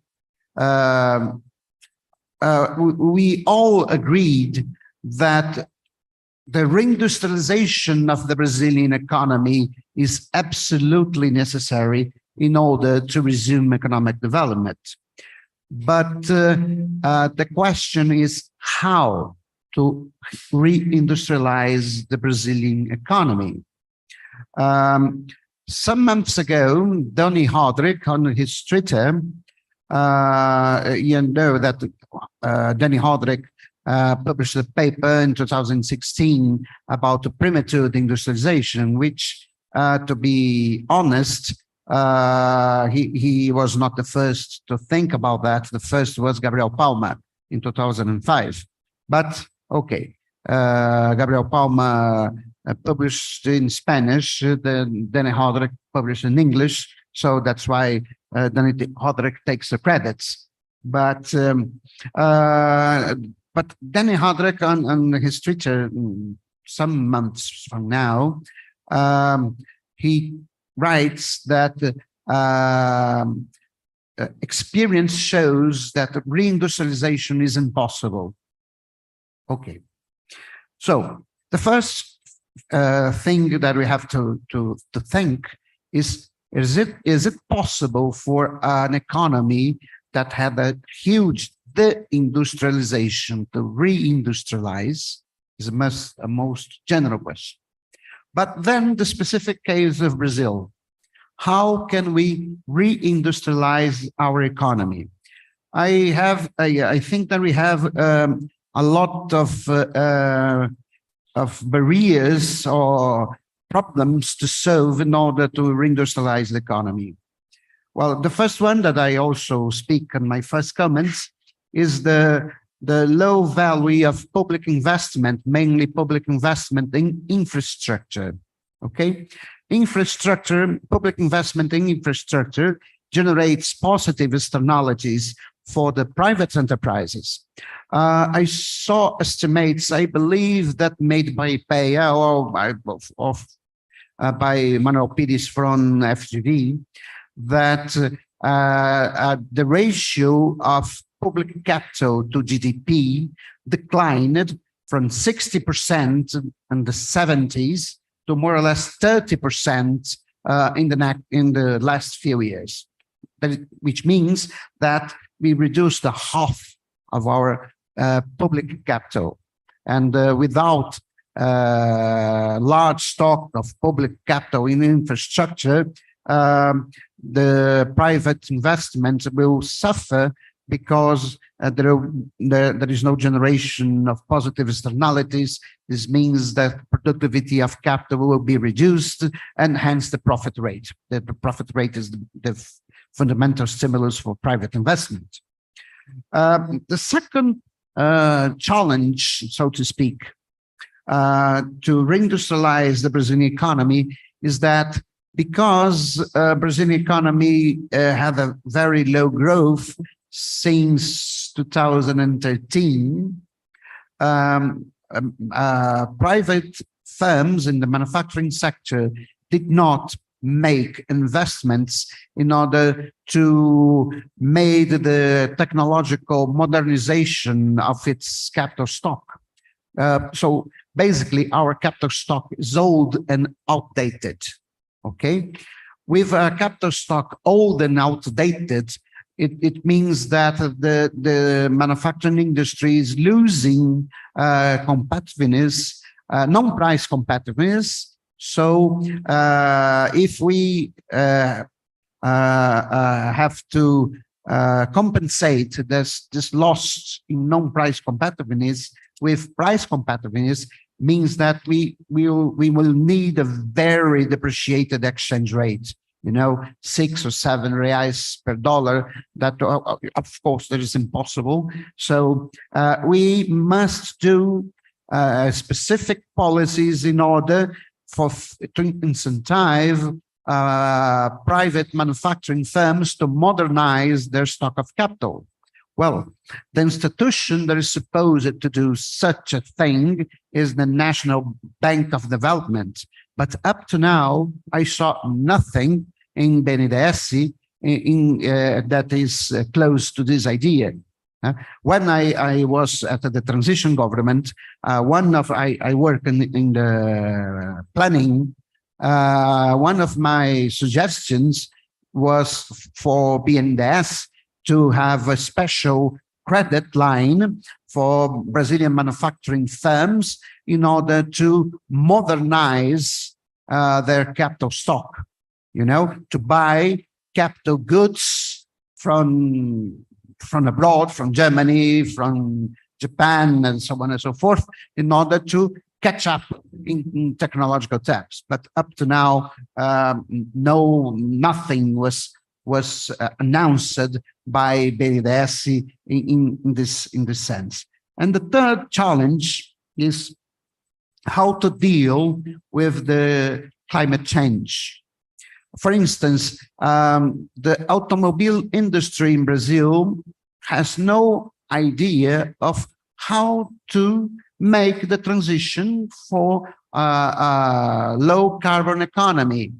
Electric cars in Brazil are a luxury for extreme rich people.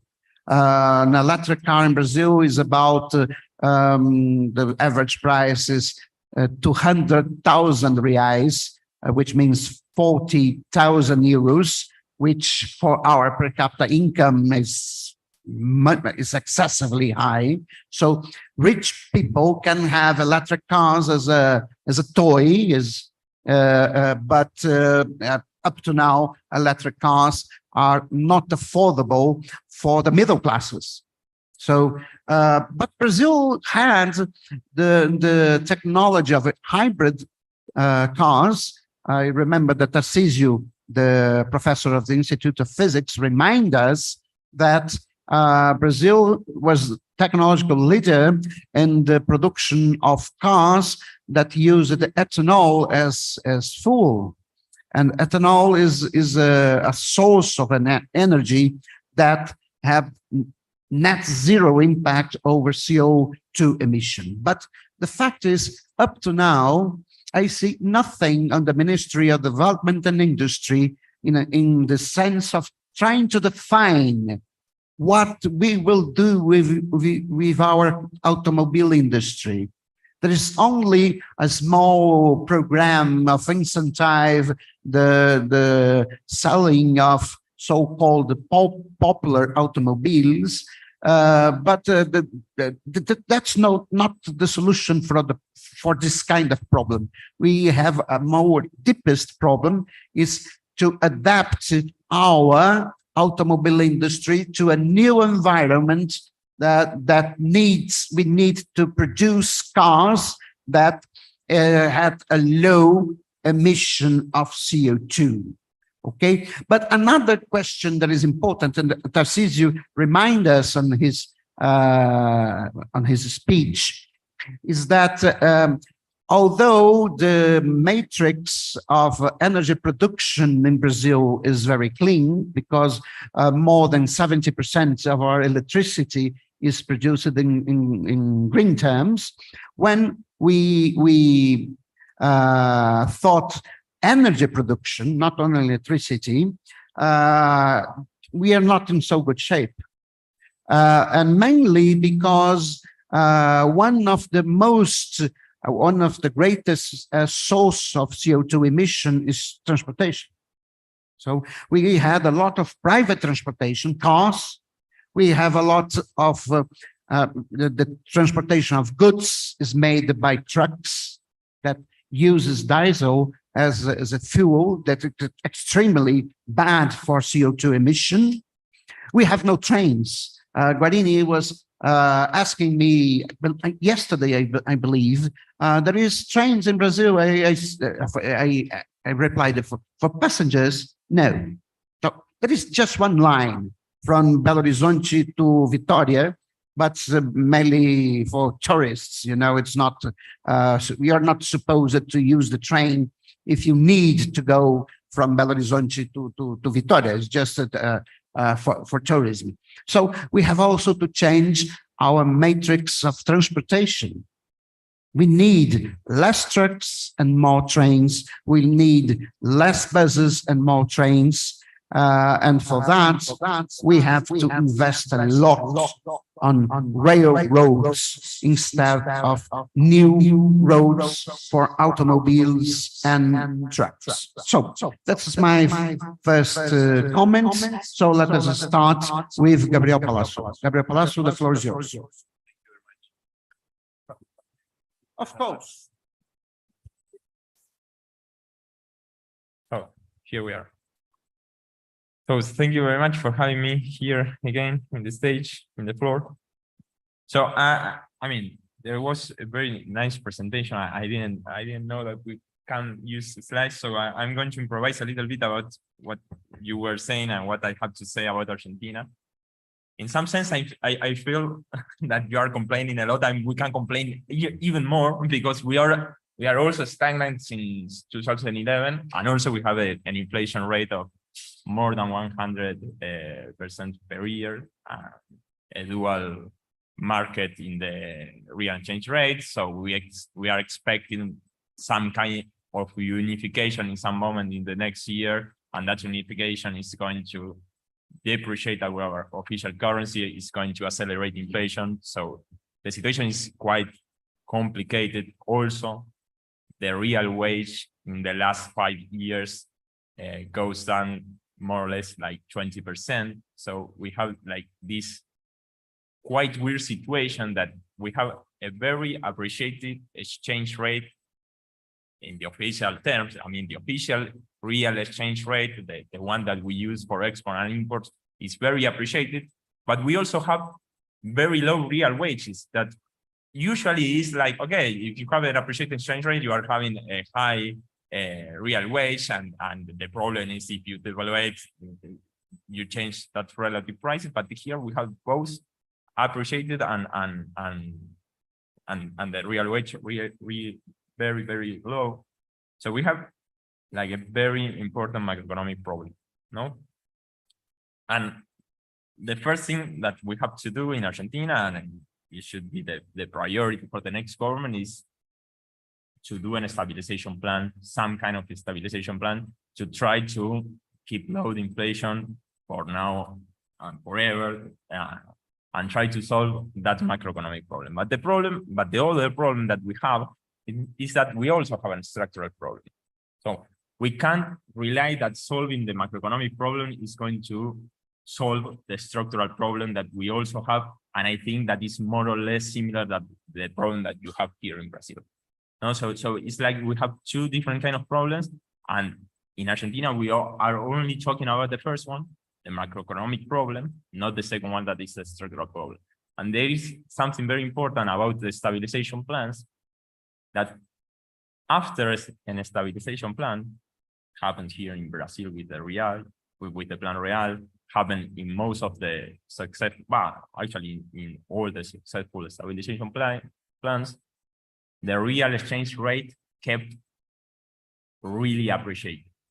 So if you are thinking that the real exchange rate has something to do about a structural change, no, so it's like, and I think that Argentina needs to change its export basket too. It's like solving the macroeconomic problem maybe could get worse the structural problem that we have. So it's important to take in account. So, but when I start thinking about the structural problem that Argentina has, I think that it's similar. I mean, I think that Argentina, Brazil, and Mexico more or less follow a similar trend after the period of industrialization by import substitutions. No, so it's like, for me, we do not find which strategy we can follow after this period of industrialization by import substitution strategy ends. No, we don't know what to do. It's just, I don't know. We open our financial accounts and we open we do some trade. We did some trade liberalization, but it's not working. And it's like the three countries have the same problem, that we do not know what is the kind of development strategy that we want to follow. It's just, we don't know. So I believe that we have to look for a solution of that. And I think that probably the solution is not a solution that each country can get alone. No, and right now the world is organized in different global value chains. No, and if you look how the different global value chains works, you see like they have a center in different parts of the world. There is one in Germany, and you have like different countries that provide inputs to the industry of Germany. You have one in Japan, another one in China, no, and another one in the United States. So, but we don't have anyone we don't have any global value chain or any center of the global value chain here in South America. No, it's like there is something in Brazil, but it's not like the Mercosur is working very well. So I really believe that the solution to our problems, the solution to know what is the development, the development strategy that we should follow, is something rational. It's something that we should solve between all the countries of the region. And I believe that Brazil should be the leader. I mean, because you have probably most industrial capability than the rest of the country, or at least you did in the past. So I think that probably we should rethink the Mercosur. We should rethink how we are going to organize our global value chain, how we can create, and what we are going to sell to the rest of the world. So, and this is one. I mean, we talked today about the green strategy of different countries, and we say, okay, maybe there is a green strategy that could be foster growth in developed countries, because they are going to start producing these green products that are complex and they can accelerate growth. But what are we going to do? Are we going to provide them minerals? I don't think that could be a very smart strategy. So we have to think what we are going to do. And there is something interesting. I mean, there is well, two things. For that, I think that the state has a very important role. I mean, we should define the path that we want to follow, and the state should be the one that points which sectors and do some innovation policy and industrial policy, development policy, green policy, everything that the state is very important there. And this story for me, at least in Argentina, is interesting. In 1985, we did the Plan Austral. Plan Austral was another stabilization plan that worked more or less for 6 months. Now those 6 months, people were very happy. It was a very popular plan. The inflation went down a lot. So it's like everything was going very well. But there was one Japanese commission that came to Argentina to talk with the people that designed the plan. And the people were explaining the plan, and very enthusiastic they were, because the plan was working. But the Japanese made only one question. I mean, they were asking all the time the same question. They were asking, okay, you managed to beat inflation, but we don't understand what are you going to sell to the rest of the world. No, you are not saying anything about what are you going to sell to the rest of the world. What is going to be your productive specialization? And I mean, for me, this is the Japanese question that I believe that Argentina and Brazil and other countries in the region, we are not answering very well, because it's like, okay, are we going to be specialized in soybeans and natural resources, or are we going to try to reindustrialize our economies? Can we reindustrialize our economy or not? So for me, it's like, okay, we should answer the Japanese question. That's all. Thank you very much. Thank you. Now, Giulio Guardini. Thank you, Jose Luis, and thank you all for these 3 days, very interesting and stimulating, because I think if you want to analyze development, macroeconomics is essential to compare developing countries, developed country, different experience, but also different analytical perspective. It was very impressive for your presentation. Thank you, because it was very interesting. You know, in your presentation, I think you present different index. I think this kind of index are presented are built by UNCTAD, thanks to the economist Sanjalal that start to think about technological capability. When I was in Oxford for spending time to study for PhD, I met him, and I remember he studied about technological capability and the study of South Korea. And one point important was about, for instance, education. He said in the empirical analysis, make no sense to consider education like the number of years to build the capital accumulation. It's important to see which kind of education, which kind of skill, like technician, the engineering, and in this case, appear the South Korean strategy that in the second half of 19 stress increase the specialized education for industry. Another point is that on one hand there is UNCTAD with this kind of very important index of technology, but also about environmental sustainability. But the other hand, there is WTO that don't want to that want to maintain this dichotomy between the trade mechanism and some kind of social and green standards. Now, this is sort of approach that would separate this. And in this case, I think one of the channel for all developing countries is to change the cooperation and the agreement, trade agreement. This is the core problem. Indeed, I hope that the agreement between the European Union and Mercosur face the chapter of sustainability and or green product that can export from developing countries and Mercosur countries. Otherwise, nothing can start. Another point is about, you speak about, and Brazilian colleagues speak about, obviously, financial constraint,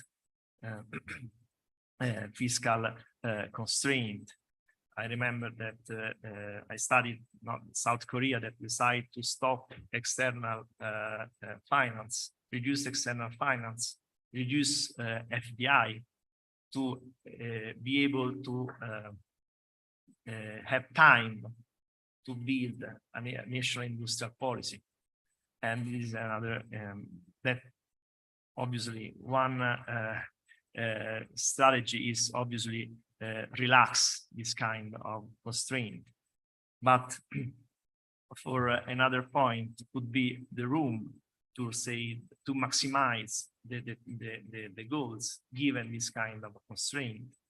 And probably, for instance, in the case of Europe, as I said last time, one particular aspect is the target approach of all kind of policies.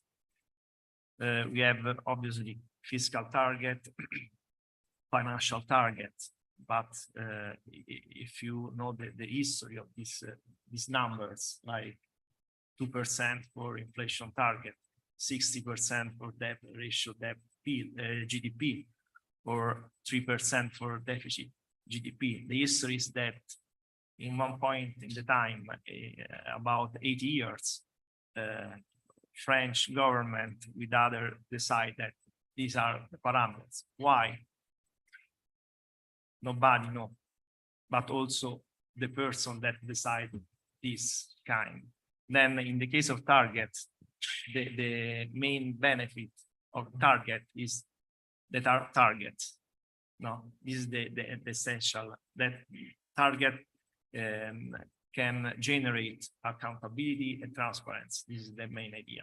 But why do not consider that put some priority and put some social or green targets? Then it's possible, for instance, the case of the European Union is about regional policies that we have many targets, but targets allow institutions to be more efficient because people and society have clear which are the targets, then can evaluate one policy, can monitoring, and from the institution point of view, they can set. But also this kind of target approach allowed also to attract, given economic resource constraint, you can, without spend money, discriminate and try to attract, because around the world there is, for instance, green international finance.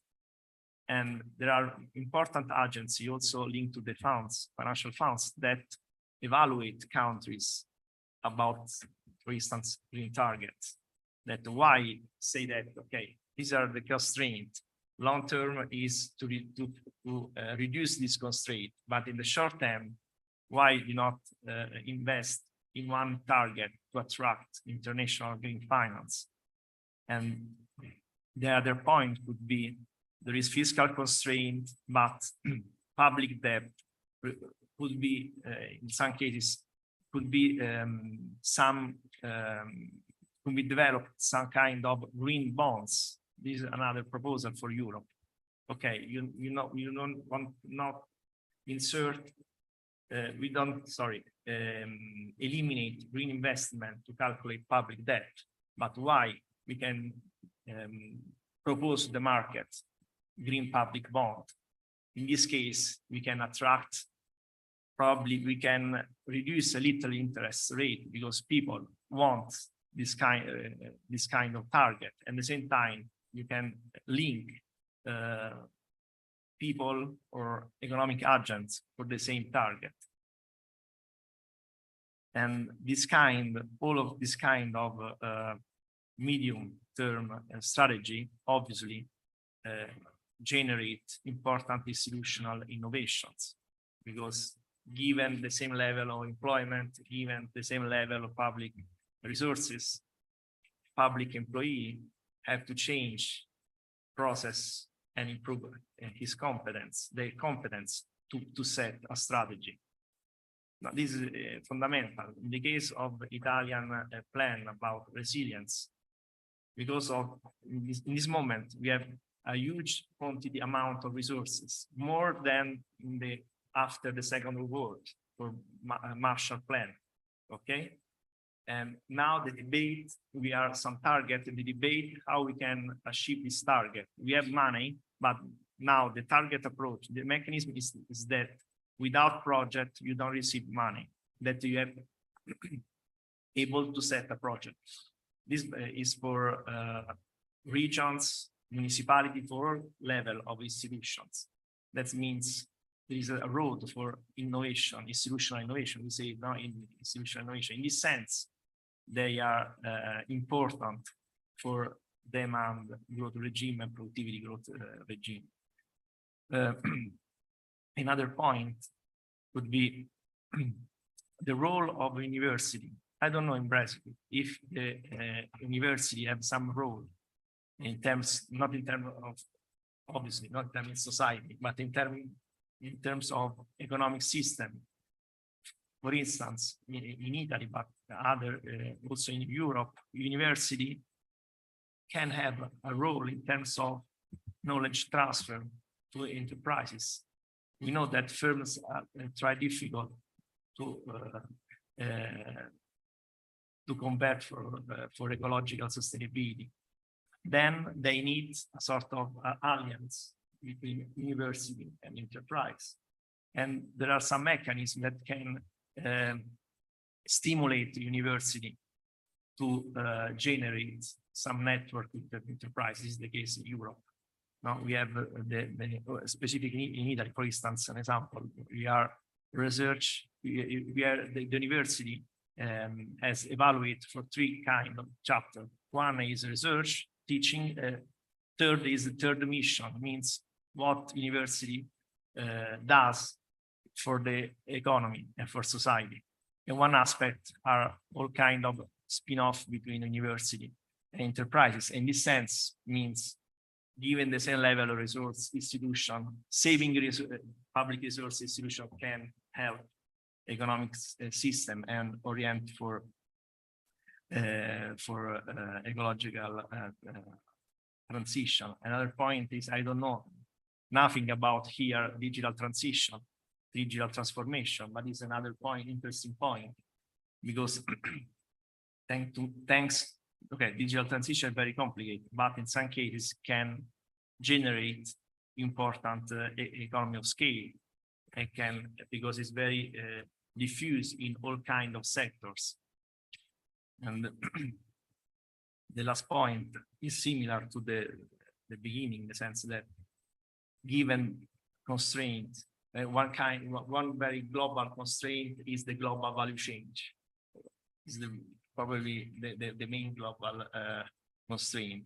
That long term is to change this, thanks to, for instance, cooperation agreement. But the short term is that, okay, you in the International Division of Labor, global value change, you are in this kind, you have this role in the global market. But please, also, if you are in this kind of role, space, you are the space for increased efficiency in terms of energy intensity, in terms of pollution intensity.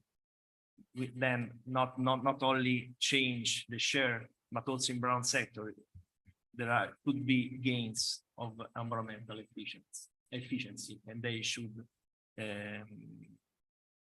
have. Thank you. Okay, thanks. Now, Agav. Thank you. Thanks for a very stimulating 3 days. And I'll do it. So I think it's very clear, looking at the development pattern of developing countries like Brazil, China, and India, for instance. Let's take these 3 countries, that development has created a dual structure. Not just created, it has sustained and reinforced a dual structure, whether it's agriculture versus manufacturing or in the service sector itself. I mean, it actively maintains an informal, segment. So Brazil's case, it's, it was a premature deindustrialization that's happening. I don't know whether it hit the peak or not, but manufacturing is completely down, and now we are trying to revive it. Indian case, it's non-industrialization. Industrialization did not even pick up. It's 10 to 12%. That's the share of manufacturing, employment, and so on, which we spoke about yesterday. Chinese case, it's very clear, it's manufacturing-led development and state. Now, if you're thinking about reindustrialization again, there is absolutely, in my mind, there is absolutely no way that we can follow the old pattern of reindustrialization. Okay? We need to rethink industrialization strategy. We need to rethink development as a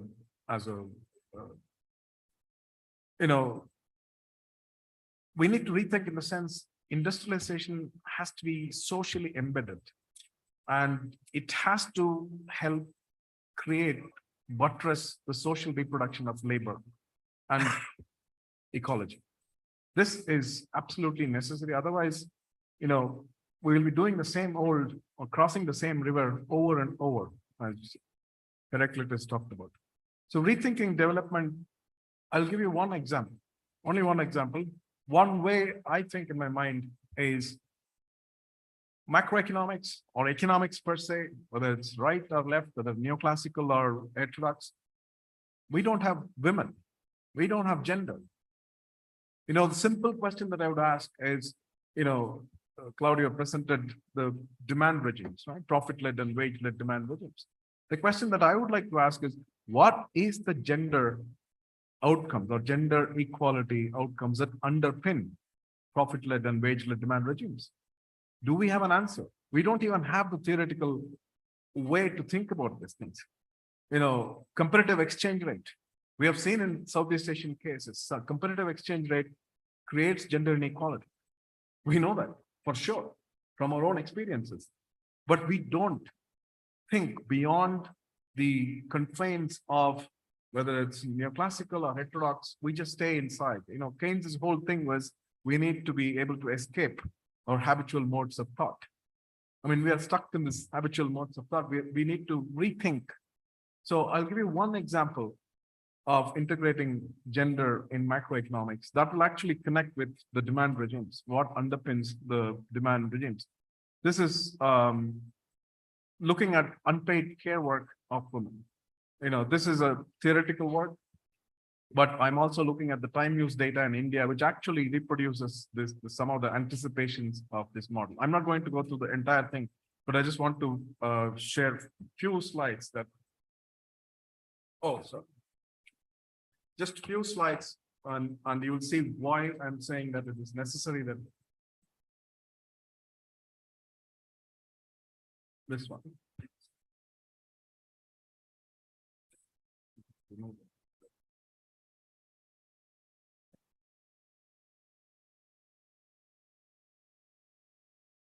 Yeah, thank you. So in Indian case, I mean, we saw that there's a massive fall in labor force participation, female labor force participation. Women's work, in the domestic sphere. I mean, you can think of developed countries, you can think of developing countries. But even when women's workforce participation increases, they still have to come back and do a lot of domestic work. There's a double burden on women's work.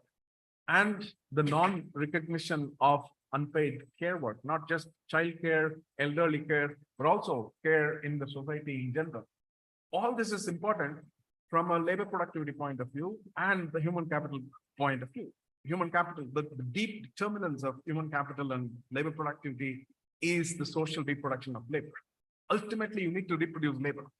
You need to reproduce labor for being productive and so on. We need to go beyond, we need to integrate. We want to do heterodox economic, meaningful integration of rethinking development. We need to integrate gender and environment. Ecological and gender, they interact, in many ways. So I'm just going to share a few slides. So if you looked at, now these are all data, I can share this with you, but it's not the point. But so the care burden is, is immense. Both developing countries, women work at least twice as much as men in terms of. So this is your, system of national classification production boundary, right? Paid work, obviously, it's within the production boundary. There's a lot of economic work that women do, which comes into production boundary, but is unpaid, right? And there's also other work that they do at home and the community, which is unpaid, but everything comes under production boundary. And there is this extended boundary, which is outside the production boundary, is the unpaid work, which they do at home and, subsistence work in agriculture. That is fetching water, raw materials, everything is unpaid, but outside the production boundary.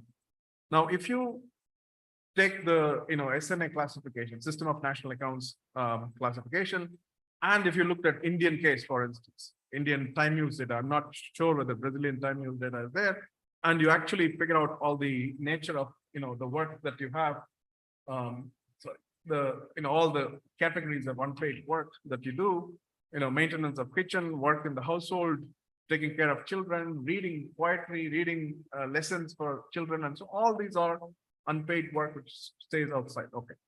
Now, what you want to do is we want to integrate, the unpaid work within the macroeconomic accounting, right? That's what we want to do.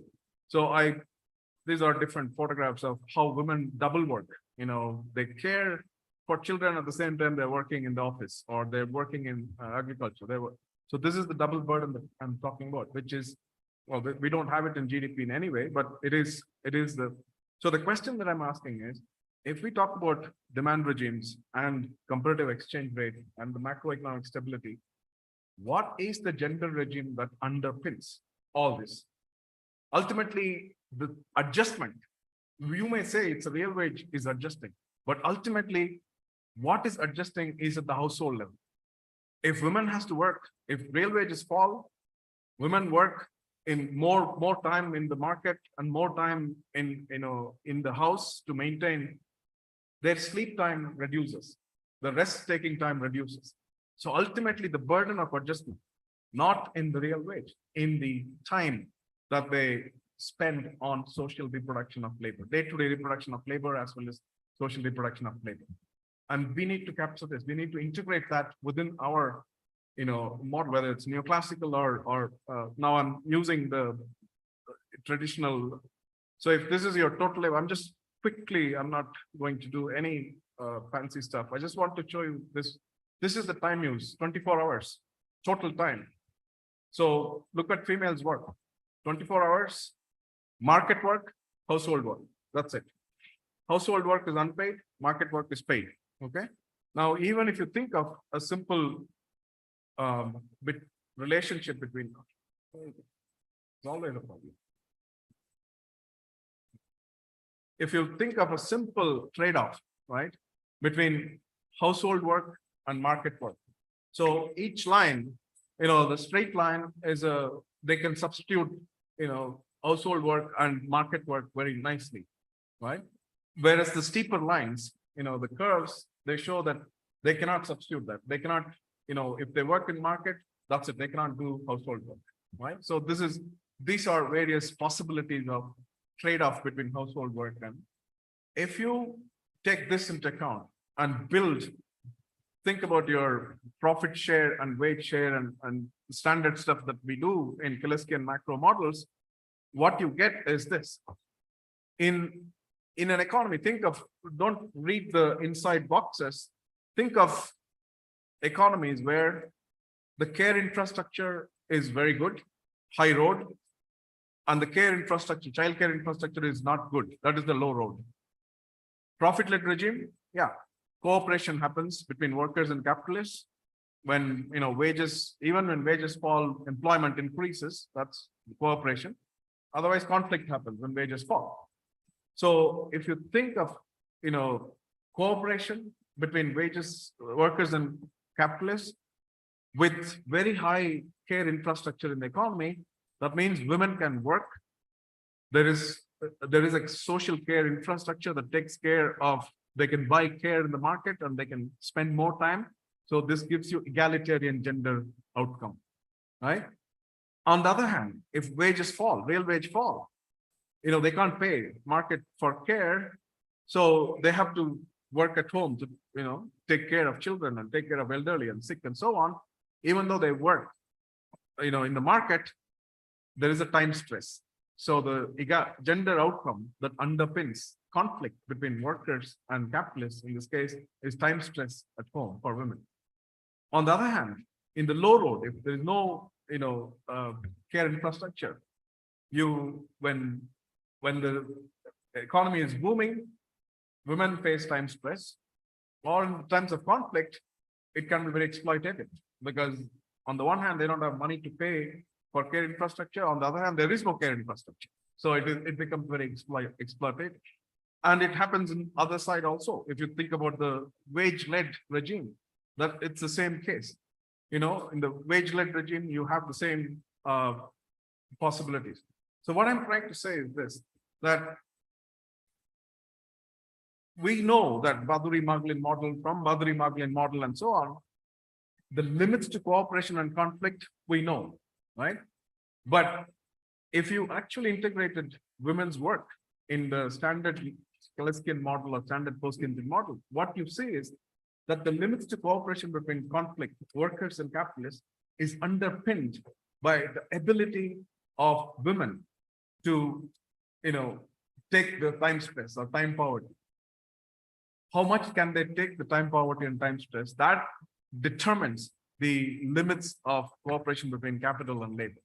Now, this is one way to think about rethink macroeconomics, rethink development. So care infrastructure, which Aslam talked about, care investment. Care infrastructure is, if you want to reindustrialize, not just, pumping money into manufacturing sector. You can't just say, okay, I'm going to be rich and then take care of family. What happens is that when in the process of becoming rich, the family is gone. There is no family. Either there is no family or family relations are so bad that 4 individuals are living in one roof, independent. So industrialization strategy has to combine the social reproduction of labor.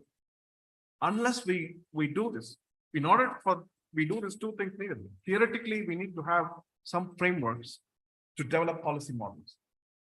And that's my humble submission. I'll stop.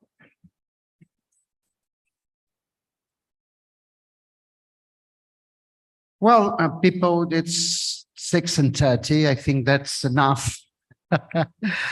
But I would to acknowledge the participation of our foreign guests, Agav, Gabriel Palazzo, Giulio Guarini, Osni Onaran, that was with us until yesterday afternoon, the presence of my friend Luis Fernando de Paula from Rio de Janeiro, and I also would to give many thanks to Cláudia Mitramo and Luis Carlos Garcia de Magalhães that arranged the funding from IPEA that was absolutely necessary for the realization of this workshop. I have discussed with Hagav the possibility of publishing a book by Routledge with the stuff that we produced here in this workshop. So we'll, in some weeks, start to think about the project to send the Routledge. But the idea is that every keynote speaker and every person that participate on the special sections will be invited to write a chapter to this book.